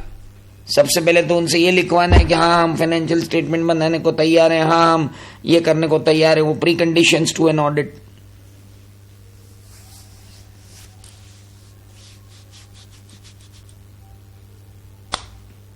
सर बहुत लफड़ा है सर, 580 मतलब हर ऐसे में घुसा हुआ, कहीं भी उठा लो आप। तुम्हारे ऑडिट की हर प्रोसेस में विद्यमान है ऐसे 580। ऐसे 580 मुंह खोलना और मैनेजमेंट से कहना कि जरा दे दो, ये सारी चीजें जो हम मांग रहे हैं, और मैनेजमेंट वो सारी चीजें आपको राइटिंग में देगा। और जब मैनेजमेंट वो सारी चीजें आपको राइटिंग में देगा तो आप उन्हें कहोगे कि ये क्या है, रिटर्न रिप्रेजेंटेशंस है। तो स्टोरी बोर्ड पर ले जाकर मैंने आपको बताया कि कितना महत्व है। अच्छा, इन रिटर्न रिप्रेजेंटेशन से अपने को क्या मिल रहा है भाई? रिलेटेड पार्टी कौन कौन सी है ये तो अपने आप में एविडेंस, और बाकी जो कंफर्मेशन हम ले रहे हैं वो अदर ऑडिट एविडेंसेस को सपोर्ट करने के लिए ले रहे हैं। तो कई बार तो ये रिटर्न रिप्रेजेंटेशन खुद ही ऑडिट एविडेंस है, और कई बार ये रिटर्न रिप्रेजेंटेशन जो है वो अपने को क्या करके दे रहे हैं, सपोर्ट कर रहे हैं। अब आपको रटने की जरूरत थोड़ी रिटर्न रिप्रेजेंटेशन की डेफिनेशन को, कि सब रिटर्न रिप्रेजेंटेशन क्या है। आइए देखते हैं रिटर्न रिप्रेजेंटेशन क्या है। तो रिटर्न रिप्रेजेंटेशन है क्या, इसको हम यहीं खत्म कर रहे हैं। 500 सीरीज में लेके ही नहीं जा रहे, इसलिए आपके यहीं आ गया। What is written representation? It is a written statement by management provided to the auditor to confirm certain matters. Now, to confirm certain matter means it in itself it becomes an audit evidence, or to support audit evidence, other audit evidence के support में। To confirm certain matter मतलब वो confirmation यहीं से आ सकती है sir कुछ जगहों पे, जैसे रिलेटेड पार्टीज कौन है। अब ये हम और जगह से तो देखूंगा वो देखूंगा, लेकिन डायरेक्टर के पर्सनल रिलेटिव कौन है ये तो डायरेक्टर ही बताएगा ना sir. The problem is that कि कुछ चीजें तो डायरेक्टर खुद ही बताएंगे ना सर। मैं और आप कैसे बताएंगे डायरेक्टर के बारे में कुछ चीजें?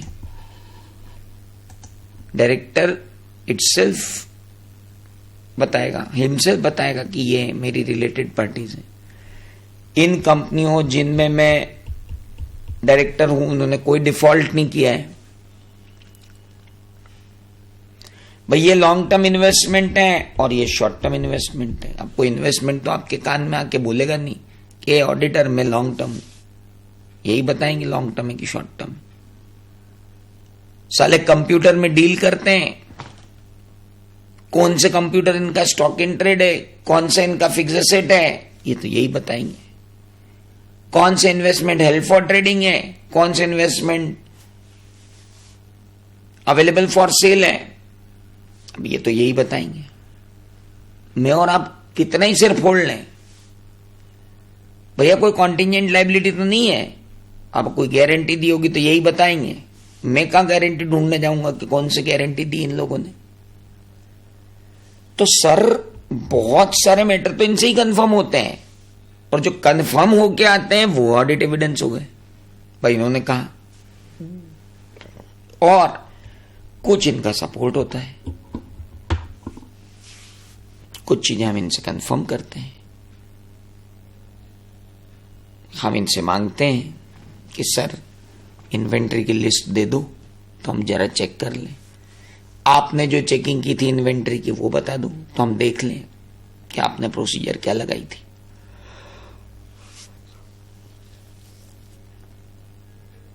आपने फिक्स्ड एसेट्स का फिजिकल वेरिफिकेशन रेगुलर इंटरवल पे किया था, तो उसका डॉक्यूमेंट हमको दे दो तो हम देख लें, ताकि हमारे फिक्स्ड एसेट्स के लिए जो अदर ऑडिट एविडेंसेस उनको सपोर्ट मिल जाए।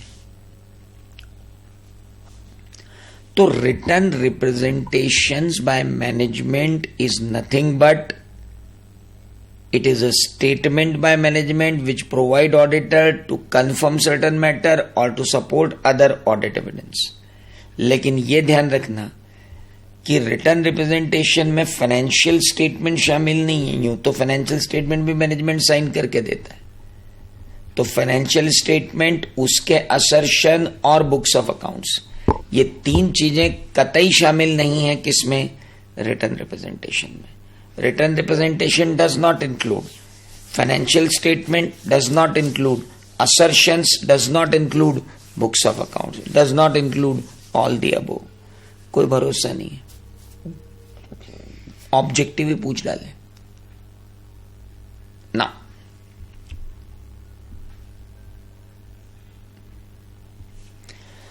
रिटर्न रिप्रेजेंटेशंस जो हम लेते हैं वो कितने टाइप के होते हैं सर? एक तो मैनेजमेंट का प्रॉमिस होता है जो उन्होंने ऐसे 210 में किया था कि हम फाइनेंशियल स्टेटमेंट बनाएंगे, फाइनेंशियल स्टेटमेंट से रिलेटेड इंटरनल कंट्रोल रखेंगे, ऑडिटर को जब जब जो जो जानकारियां चाहेगा ऑडिटर वो देंगे, और हम सारी इंफॉर्मेशन जितने ट्रांजैक्शंस हैं सभी को फाइनेंशियल स्टेटमेंट में इंक्लूड करेंगे, कुछ भी छूटेगा नहीं। तो भाई साहब ये जिम्मेदारी है कि about fulfilment of their responsibility to prepare and present financial statement in accordance with FRF and applying the internal control, ये तो 210 मिली हुई थी, उसको वापस एक बार खातरी करवा ली कि आपने किया है, लिखवा लो इनसे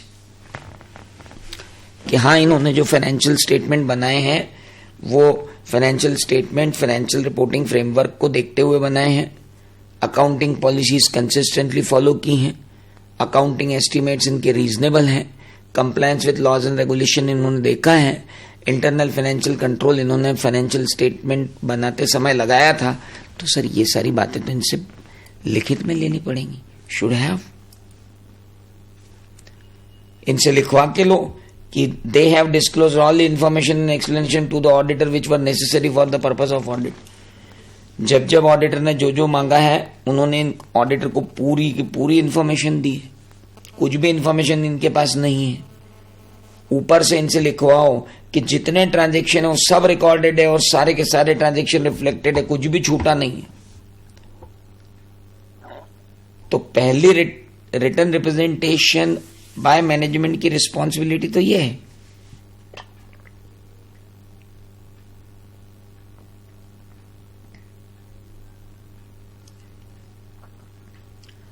इसके बाद स्टैंडर्ड्स ऑन ऑडिटिंग, अगर आपको कहते हैं कि आपको रिटर्न रिप्रेजेंटेशन लेना है तो भाई साहब फिर आपको रिटर्न रिप्रेजेंटेशन लेना ही है, उसमें तो कहीं कोई दिक्कत ही नहीं है। इसके अलावा ऑडिटर के प्रोफेशनल जजमेंट में अगर ऑडिटर को लगता है कि उसको रिटर्न रिप्रेजेंटेशन लेना है तो फिर उसको रिप्रेजेंटेशन लेना है, दैट इज देयर। तो सर रिटर्न रिप्रेजेंटेशन दो तरीके के हो गए, एक तो मैनेजमेंट के तरफ के जो मैनेजमेंट अपनी रिस्पॉन्सिबिलिटी के बारे में कह रहा है, और दूसरे अदर रिटर्न रिप्रेजेंटेशन जो ऑडिटर को दूसरे स्टैंडर्ड कह रहे हैं या ऑडिटर के प्रोफेशनल जजमेंट में चाहिए। कहां लेना है, कब लेना है, उसको तो मैंने स्टोरी लाइन में ही खत्म कर दिया। सारे एग्जाम्पल तो वहीं और भी आएंगे। अभी जैसे जैसे स्टैंडर्ड्स पढ़ते जाएंगे आते जाएंगे, अभी एक स्टैंडर्ड पढ़ा है अपन ने ऐसे 250, उसके अंदर पूछ ही लिया था मैनेजमेंट से। ऐसे 250 में हमने मैनेजमेंट से पूछा था कि मैनेजमेंट क्या आपने सारे लॉज एंड रेगुलेशंस का कंप्लायंस देखा है और क्या आपको कोई सस्पेक्टेड या आइडेंटिफाइड नॉन कंप्लायंस मिला, अगर मिला तो हमें बता दें। यह हमने 250 में पूछा था।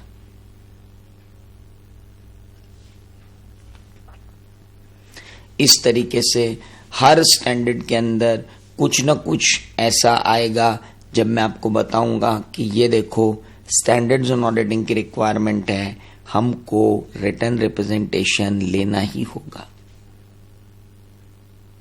That's it. रिटर्न रिप्रेजेंटेशन लेते समय क्या बातें ध्यान में रखना चाहिए? रिटर्न रिप्रेजेंटेशन जब आप ऑब्टेन कर रहे हो तो जिस पर्सन से आप रिटर्न रिप्रेजेंटेशन ऑब्टेन कर रहे हैं उसके पास एप्रोप्रिएट रिस्पॉन्सिबिलिटी है उस आइटम की और उसको नॉलेज है।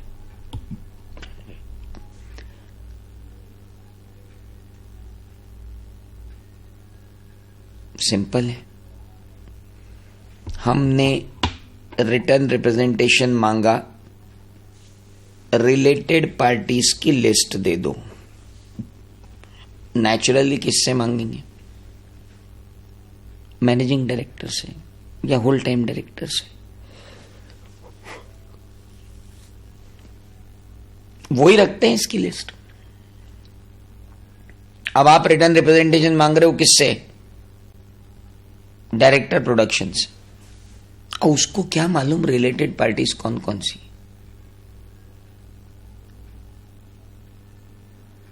आप रिटर्न रिप्रेजेंटेशन मांगना चाहते हो कि साहब नॉर्मल लॉस क्या है, इनपुट आउटपुट रेशो क्या है, नॉर्मल लॉस क्या है आपकी कंपनी का।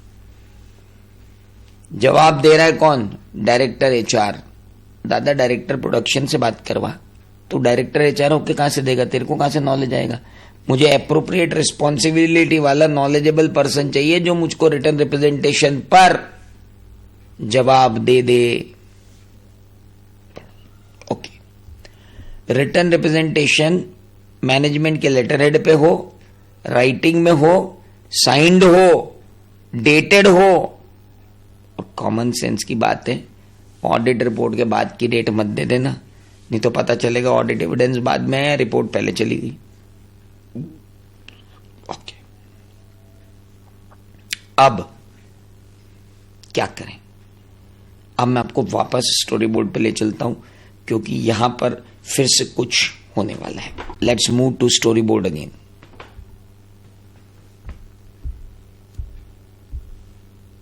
अब साहब क्या हो रहा है, इस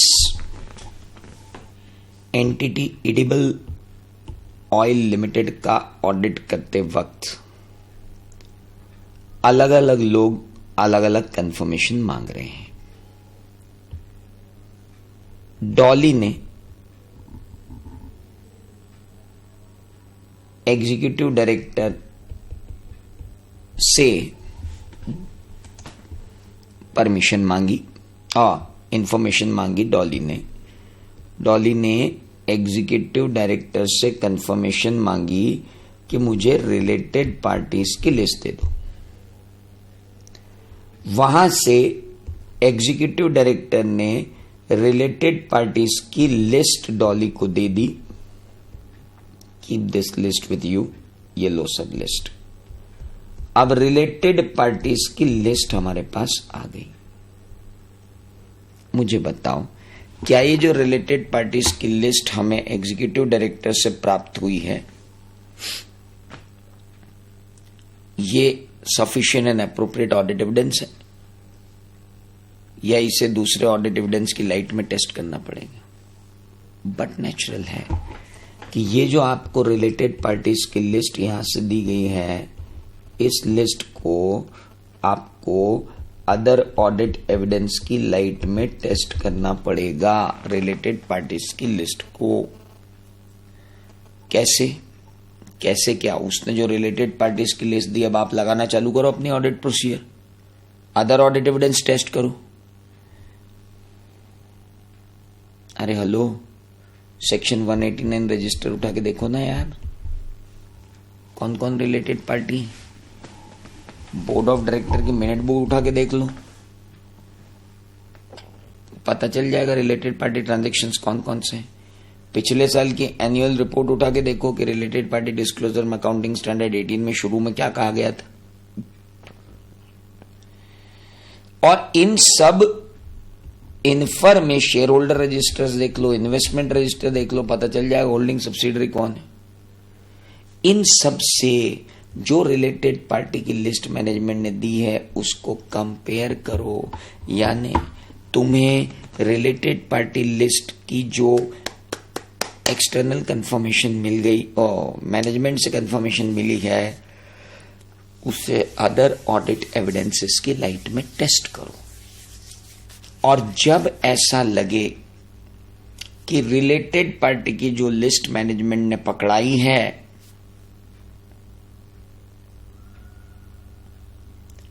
ये लिस्ट तो आधी अधूरी, हाफ हार्टेडली लिस्ट बना के दी, 70% रिलेटेड पार्टी तो कवर ही नहीं है उसमें, मन समझाने को रिलेटेड पार्टी की एक लिस्ट बना के दे दी नालायकों ने। जब इन्हें मालूम ही नहीं है कि रिलेटेड पार्टी क्या है तो ये रिलेटेड पार्टी ट्रांजैक्शन क्या देखेंगे। मेरी तो risk of material miss statement बढ़ गई, विश्वास उठ गया इनके ऊपर से। चलो 550 स्टैंडर्ड ऑन ऑडिटिंग ढंग से लगाएं, क्योंकि इन्होंने तो रिटर्न रिप्रेजेंटेशन में जो रिलेटेड पार्टी दी साली वो रिलेटेड पार्टी मैच ही नहीं हो रही है।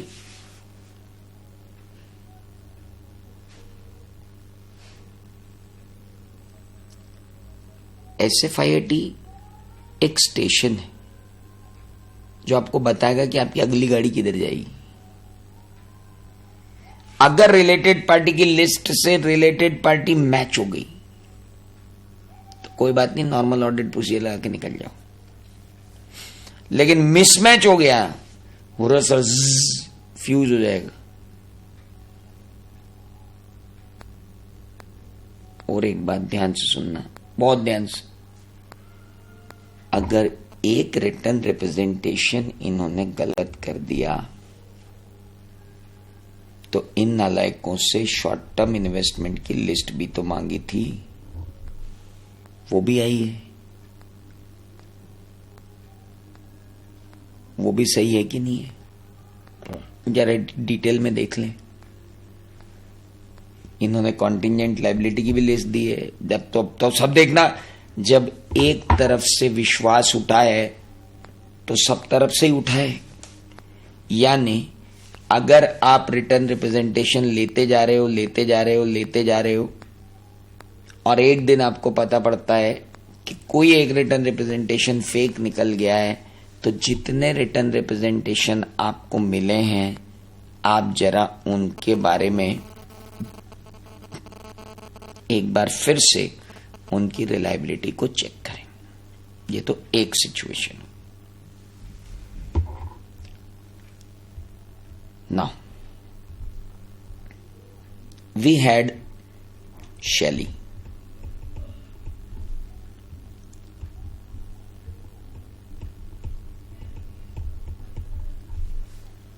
शैली ने मैनेजमेंट को कहा कि सर आपके कंसाइनी के यहां पे स्टॉक पड़ा हुआ है, उसका रिकंसिलेशन बनवा के दो,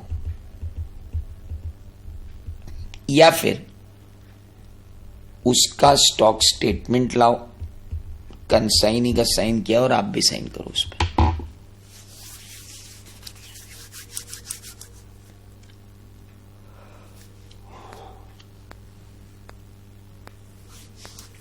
मैनेजमेंट ने रिफ्यूज कर दिया, नहीं मिलेगा कंसाइनी वंसाइनी का कोई स्टेटमेंट आपको नहीं मिलेगा और कोई रिकंसिलेशन स्टेटमेंट नहीं मिलेगा, जो स्टॉक दिया हुआ है वो मान लो। Sir this is limitations on our scope. आप हमारे स्कोप पे लिमिटेशन लगा रहे हैं। और एक बात बताइए, आपका क्या जा रहा है कंसाइनी की लिस्ट देने में? इसका मतलब है कि कंसाइनी में कुछ ना कुछ गड़बड़ है, इसलिए आप हमको उसको रिकंसिलेशन भी नहीं दे रहे हो ना उसके नाम दे रहे हो। और सुनो, अगर यहां गड़बड़ है कंसाइनमेंट में, स्टॉक में, तो सेल्स में तो जरूर गड़बड़ होगी, क्योंकि तुमने ढेर सारी कंसाइनमेंट सेल दिखा रखी। और सेल में गड़बड़ है तो बाबा फिर डेटर में भी गड़बड़ है, तो गड़बड़ तो सब दूर है। और तुम साले हमको रिटर्न रिप्रेजेंटेशन नहीं दे रहे हो।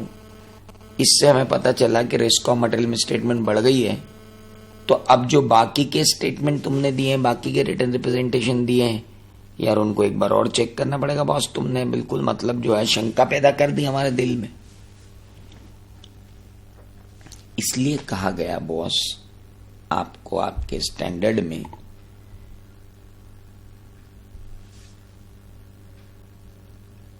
कि अगर ऑब्टेन रिटर्न रिप्रेजेंटेशन इनकंसिस्टेंट है with other audit evidence, auditor shall reassess reliability of other written representation obtained also. मतलब सब उसकी रिटर्न रिप्रेजेंटेशन तो ठीक है, वो तो कंपेयर कर लिया, लेकिन अदर रिटर्न रिप्रेजेंटेशन की रिलायबिलिटी को एक बार और देखना। और अगर रिटर्न रिप्रेजेंटेशन बिल्कुल ही अनबिलीवेबल, अनरिलायबल दे दिया है तो फिर ऐसे 705 के हिसाब से आपको क्या क्वालिफिकेशन देना है, डिस्क्लेमर देना है, एडवर्स देना है, क्या देना है वो आप जानो फिर। Okay, if written representation is not provided, क्यों मालूम नहीं क्या दिल में बेईमानी छुपी हुई है, तो reassess the integrity of management and reliability of previously received written representation. भाई आप हमको क्यों नहीं दे रहे हो यार, हमने मांगा आप मना कर रहे हो यार। मतलब बेईमानी आपके दिमाग में है, और अगर आपके दिमाग में बेईमानी है तो बाकी के रिटर्न रिप्रेजेंटेशन आपने सही दिए होंगे, इसकी क्या गारंटी है। बाकी के रिटर्न रिप्रेजेंटेशन आपने सही ही दिए हैं, इसकी कोई गारंटी नहीं है सर, मुझे रीअसेस करना पड़ेगी रिलायबिलिटी। अब एक चीज और,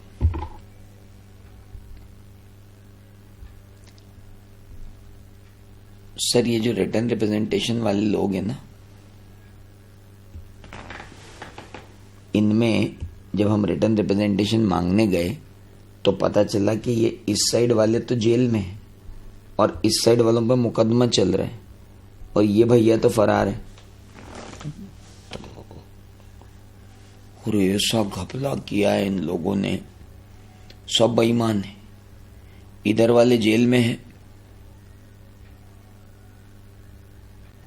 इधर वाले जो हैं ये तो सब जेल में है, इनके ऊपर भी आरोप तय है, और वो तो अंडरग्राउंड ही हो गया भाई। तो मतलब इनकी इंटीग्रिटी डाउट में है। जो झूठेले हैं, जिनकी इंटीग्रिटी डाउट में है, जो बेईमान है, इनसे रिटर्न रिप्रेजेंटेशन लेके मरना है क्या। और अगर ले भी लिया है तो भाई रिलायबिलिटी एसेस कर लियो, निपट जाएगा। नहीं तो इसलिए कहा अगर आपको लगता है कि जो मैनेजमेंट है वो कॉम्पिटेंट नहीं है, वो ईमानदार नहीं है, उसमें इथिकल वैल्यू नहीं है, वो बहुत ही लापरवाह है, तो भाई उन्होंने जो रिटर्न रिप्रेजेंटेशन दिए हैं उन पे रिलायबिलिटी के इम्पैक्ट को जरा एक बार टेस्ट कर लेना। या नहीं, अगर आपके पास रिटर्न रिप्रेजेंटेशन आते हैं तो पहले ये देखो कि देने वाला कॉम्पिटेंट है, इंटीग्रिटी में सही है, इथिकल वैल्यू रखता है, लापरवाह नहीं है। फिर वो जो मिल जाए रिटर्न रिप्रेजेंटेशन, जो अच्छा वाला रिटर्न रिप्रेजेंटेशन मिल जाए, फिर ये देखो कि कहीं रिटर्न रिप्रेजेंटेशन इनकंसिस्टेंट तो नहीं है विद अदर ऑडिट एविडेंस। अगर हो तो फिर बाकी की भी रिलायबिलिटी टेस्ट करो।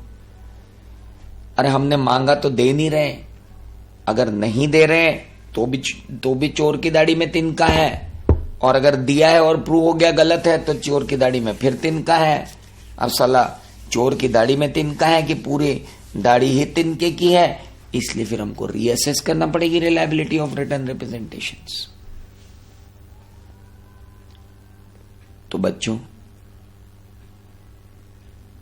ये ऐसे 580 का कंटेक्स्ट है, कंटेक्स्ट में पढ़ना पड़ते हैं स्टैंडर्ड्स। रटने से कुछ नहीं होगा। क्या रटना है इसमें बताइए, मैं क्या रटोगे आप इसमें।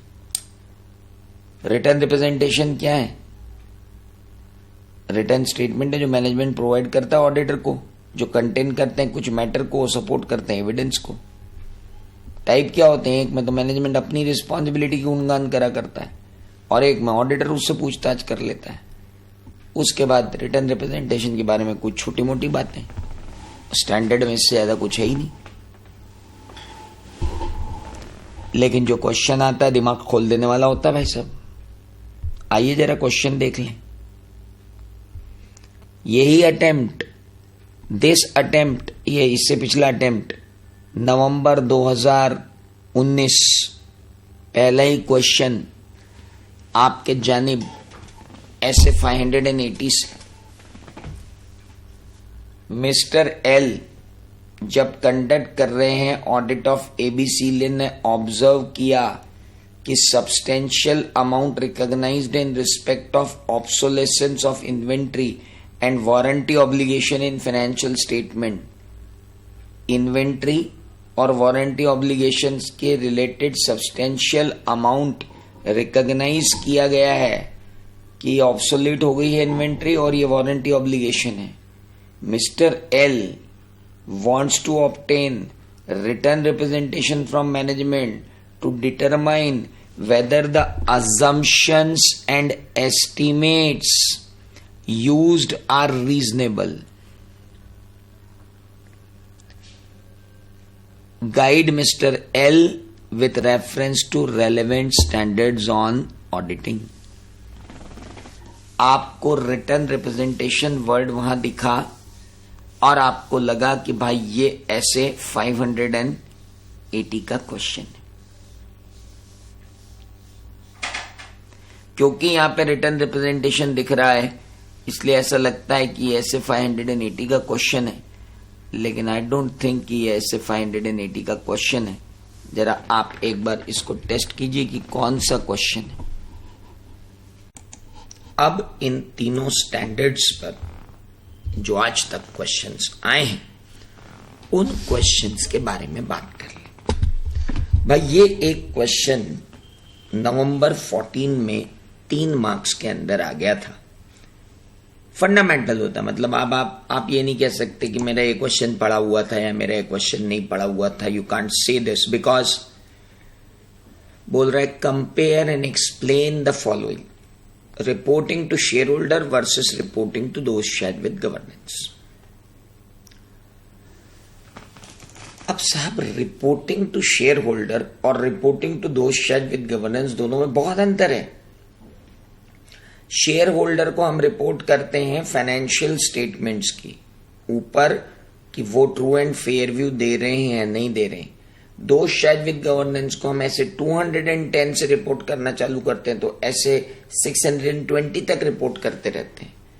हम अपने ऑडिटर की responsibility, plan, scope, timing, audit finding, significant matter, उनकी रिपोर्टिंग दो शेयर विद गवर्नेंस को करते हैं। तो पहला अंतर तो ये है। दूसरा अंतर, रिपोर्टिंग टू शेयर होल्डर एक एक्सटर्नल रिपोर्ट है, जबकि दो शेयर विद गवर्नेंस को दी जाए रिपोर्ट एक इंटरनल रिपोर्ट है।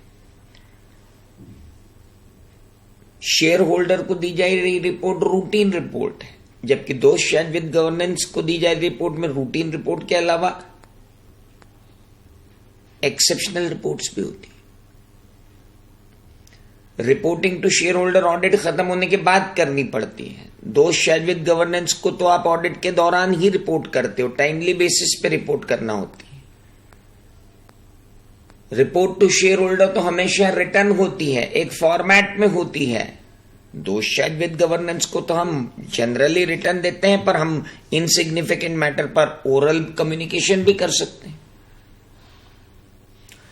शेयर होल्डर की रिपोर्ट का तो एक फॉर्मेट फिक्स है, दो शेयर विद गवर्नेंस की रिपोर्ट का फॉर्मेट फिक्स नहीं है। अरे यहां दो अंतर दिए, सजेस्टेड में दो अंतर दिए, तो क्या तुम्हारे दिमाग में भी दो अंतर हैं क्या? लिखो ना साला, खुले दिमाग के लोग लिखो चार चीजें। और क्यों इन दो पे अड़े हुए हो जो सजेस्टेड और आरटीपी और सबदूर दी हुई है? तुम्हारा दिमाग नहीं। Be courageous my dear, be courageous. मैंने अभी जो आपको अंतर बताया, क्या आपको वो नहीं लिखना चाहिए? उसका फॉर्मेट फिक्स है, इसका कोई फॉर्मेट नहीं है। वो देना आपकी ड्यूटी है वो ऑडिट के बाद होता है या ऑडिट के दौरान होता है। आखिरी बात लिख दूंगा तो आगे लग जाएगी।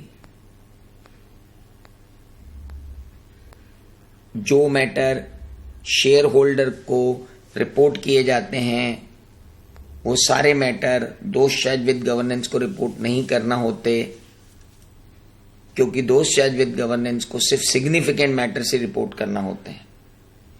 और जो सिग्निफिकेंट मैटर दोष चार्ज विद गवर्नेंस को रिपोर्ट किए हैं, अगर वो users of the financial statement के लिए इंपॉर्टेंट हैं तो वो शेयर होल्डर्स रिपोर्ट में भी जाएंगे। अब ये बेसिक डिफरेंसेस हैं सर, ये तो फंडामेंटल डिफरेंसेस हैं, अब इतना तो अपने को आना चाहिए। अगला क्वेश्चन पूछा गया नवंबर 2006 में आपके players. Auditor should communicate audit matters of governance interest arising from the audit of financial statement with those charged with governance. Briefly state करें मैटर जो इंक्लूड करना है ऐसे कम्युनिकेशन में। आपका चार्ट आपके सामने है सर, उठाइए और लिख दीजिए। क्या बोलूं अब मैं आपको, तो 260 ने तो कोई खास कमाल नहीं किया। 265 क्या बात करता है, जरा यहां आ जाएं। अगर आपको ये एम बुक्स चाहिए, ये एम बुक्स है, मैंने मोबाइल पे पढ़ने के लिए बनाई हुई हैं। अगर आपको ये चाहिए तो आप जो अपना हेल्पलाइन नंबर है ना, जहां पर वही 8566751887 जो भी नंबर है, उस नंबर पर कॉल करके उनसे कहिए कि वो आपको एक जिप फाइल भेज देंगे। तो ये मोबाइल बुक्स हैं, आप कभी भी इनको पढ़ सकते हो। नाउ दिस इज 265, ये आप ही की बुक है, आप ही की बुक का mobile version, that is it. Now अब और मत बोलना कि सर ये कौन सी नई बुक आ गई। During the course of his audit, auditor को नोटिस हुआ material weakness internal control system में, और उसने चाहा कि वो कम्युनिकेट करे इस चीज को मैनेजमेंट को। आपसे कहा जा रहा है कि इंपॉर्टेंट पॉइंट्स बताओ जो ऑडिटर को दिमाग में रखने हैं जब ड्राफ्ट करेगा वो letter of internal control system. आप चार्ट का आखिरी पोर्शन, डिस्क्रिप्शन, सफिशिएंट इंफॉर्मेशन, क्या बेटरमेंट हो सकता है, सजेशन भी दिए जा सकते हैं। और ये लिखना ज्यादा जरूरी है कि मेरे अटेंशन में तब आई जब मैं ऑडिट के लिए कर रहा था, है ना। इसको आप पूरी तरीके से मान मत लेना कि मैंने सारे इंटरनल कंट्रोल चेक किए हैं। ये सिर्फ रेफरेंस डॉक्यूमेंट है जो आपको दिया जा रहा है, और ये इसीलिए दिया है ताकि आपको अगर वीकनेस इन इंटरनल कंट्रोल के कारण कोई लॉस ना हो, इसलिए हमने ये टाइमली आपको पहुंचा दिया है। ये थोड़ी बहुत बातें और हैं, आप बस इसको एक बार पढ़ लेना, that is it. Answer writing की तो प्रैक्टिस मैं अलग करवाऊंगा, लेकिन आप इस क्वेश्चन को पहले भी पढ़ लेना। लिखना कैसे उसका तो मेरा लेक्चर ही अलग होगा, आप उसकी चिंता छोड़ दीजिए, that is art of writing. पर पहले आप पढ़ तो लो, पढ़ा हुआ होगा तो ही लिखोगे ना, बिना पढ़ा कैसे लिखोगे। तो पहले पढ़ लो। ऑडिट पहले पढ़ा जाता है, उसके बाद लिखना सीखा जाता है। वो सारा काम मेरा है, आप मेरे ऊपर छोड़ दो। आप अभी मत बोलो हम समझ में तो आ रहा है लेकिन लिखेंगे कैसे। आप भी आपको समझ में आ रहा है, यही बहुत बड़ी बात। धीरे धीरे, एकदम थोड़े फास्ट फूड थोड़े ये सब खा जाओगे। समझा दूंगा लिखना कैसे, वो भी बता दूंगा। आइए जरा 580 के क्वेश्चंस पे चलें।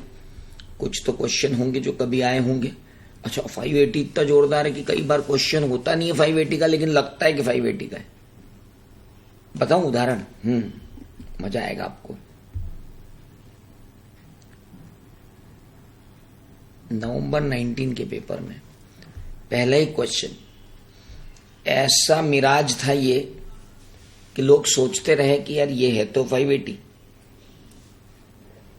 मिस्टर एल जब कंडक्ट कर रहे हैं ऑडिट एबीसी लिमिटेड का, उनको ऑब्जर्व हुआ कि एक सब्सटेंशियल अमाउंट जो है वो रिकॉग्नाइज हुआ है in respect of obsolescence of inventory और warranty obligation in the financial statement. मतलब बहुत बड़ा अमाउंट P&L में रिकॉग्नाइज किया गया है लॉस के रूप में, भाई इन्वेंट्री खराब हो गई है और वारंटी ऑब्लिगेशन हमारे ऊपर बहुत सारे. Mr. L want to obtain written representation from management to determine whether the assumptions and estimates used are reasonable. Guide Mr. L with reference to relevant standards on auditing. आप क्या चाहते हो? आप written representation चाहते हो? किससे? Method. किससे? Management से. हाँ, किस बारे में? मेथड एंड एजम्पशंस जो आपने यूज किए हैं एस्टिमेट्स के लिए, उनके लिए.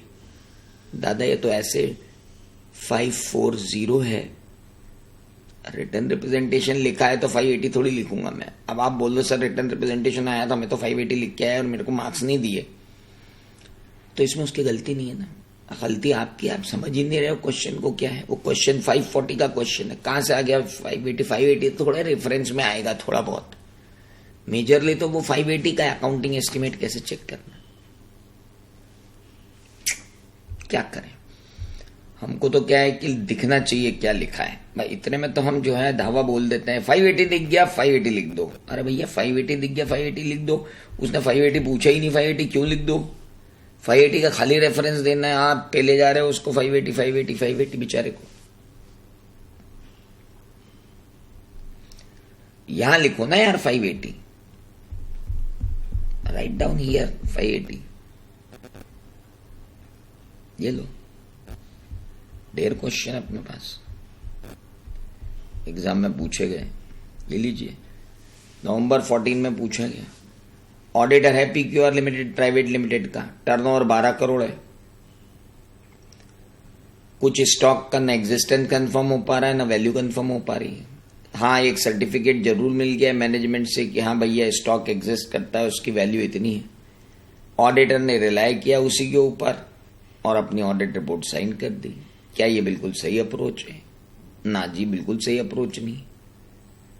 आपको ऐसे 501 लगाना था. ऐसे 501 ने बोला कि अगर ऐसे 501 की प्रोसीजर न लग पा रही हो तो अल्टरनेटिव प्रोसीजर लगाओ, क्योंकि रिटर्न रिप्रेजेंटेशन एक एडिशनल ऑडिट एविडेंस हो सकता है लेकिन एक सब्सटीट्यूटेड ऑडिट एविडेंस तो नहीं हो सकता. तो आप ये नहीं कह सकते कि मैंने 580 लगा लिया तो मैंने 501 नहीं लगाया. सर आपने 501 की ड्यूटीज ही कंप्लाई नहीं की. अभी मैंने आपको 501 नहीं पढ़ाया है हालांकि, लेकिन 501 की ड्यूटीज ही कंप्लाई नहीं की.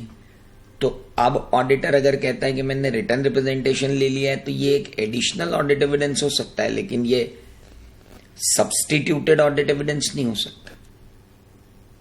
इसलिए जो अप्रोच ऑडिटर ने लगाई है वो एक्सेप्टेबल नहीं ऑन द ग्राउंड्स ऑफ ऐसे 501 एंड 580 बोथ. ये ध्यान रखना कि ये जो 580 है ना, ये झुंड में आता है, अकेला नहीं आता. कहीं ना कहीं साथ में कोई ना कोई होगा. जैसे अभी 19 वाला क्वेश्चन भी आपने देखा, वो 540 मेजर पोर्शन था, 580 बाद में आया. यहां भी मेजर पोर्शन 501 था, 580 बाद में आया. इन कोर्स ऑफ ऑडिट ऑफ के लिमिटेड, इट्स ऑडिटर एन ने ऑब्जर्व किया कि एक स्पेशल ऑडिट कंडक्ट हुआ है at the instance of management on the possible suspicions of a fraud and requested for a copy of report to enable him to report the fraud suspect. Despite many reminders, it was not provided. In absence of the special audit report, Mr. N insisted that he be provided with at least written representation in respect of fraud on by the company. For this request also management remained silent. बताइए क्या करें. वाह, आप auditor हो. Auditor करते करते आपको पता लगा कि मैनेजमेंट ने एक स्पेशल इन्वेस्टिगेशन करवाया था फ्रॉड के लिए, जो मैनेजमेंट को लगा था कि यहां पे है. आपने मैनेजमेंट से कहा कि मुझको उस इन्वेस्टिगेटर की रिपोर्ट दे दो. मैनेजमेंट ने कहा जी हम उसके इन्वेस्टिगेशन की रिपोर्ट नहीं दे सकते. तो हमने कहा चलो उसकी रिपोर्ट मत दो, पर कम से कम ये रिटर्न रिप्रेजेंटेशन तो दे दो कि आपके यहाँ कोई फ्रॉड नहीं हुआ है. देखिए जी, ये वाला क्वेश्चन फिर से ऐसे 240 से चालू होगा, खत्म भले ही 580 पे होगा. 580 सिर्फ एक लाइन लिखने के लिए आता है कि रिटर्न रिप्रेजेंटेशन में be in support of the audit evidence. In itself it cannot be audit evidence for certain instances. कुछ इंस्टांसेस में ये स्वयं एक एविडेंस नहीं बन सकता. This can be an additional audit evidence but this cannot be treated as what substituted audited result, पहले 240 आएगा फिर 580 आएगा। तो ये बात मैंने आपको सिखाने के लिए ये क्वेश्चन कराया, ना मैंने अभी आपको 240 पढ़ाया, ना मैंने आपको 501 पढ़ाया, लेकिन ये सिखाने के लिए यहां लाया कि जब आप 580 लगाओ तो ध्यान रखना 580 के साथ जोड़े में कोई ना कोई आएगा, और वो पहले आएगा और 580 बाद में आएगा। कुछ बिरले क्वेश्चन होते हैं जैसे ये वाला कि जिसमें सीधे 580 लगता है। In course of audit of ABC limited its management refuses to provide return representation. क्या करूं? अगर मैनेजमेंट ने रिफ्यूज कर दिया है तो मैंने आपको बताया क्या करना है।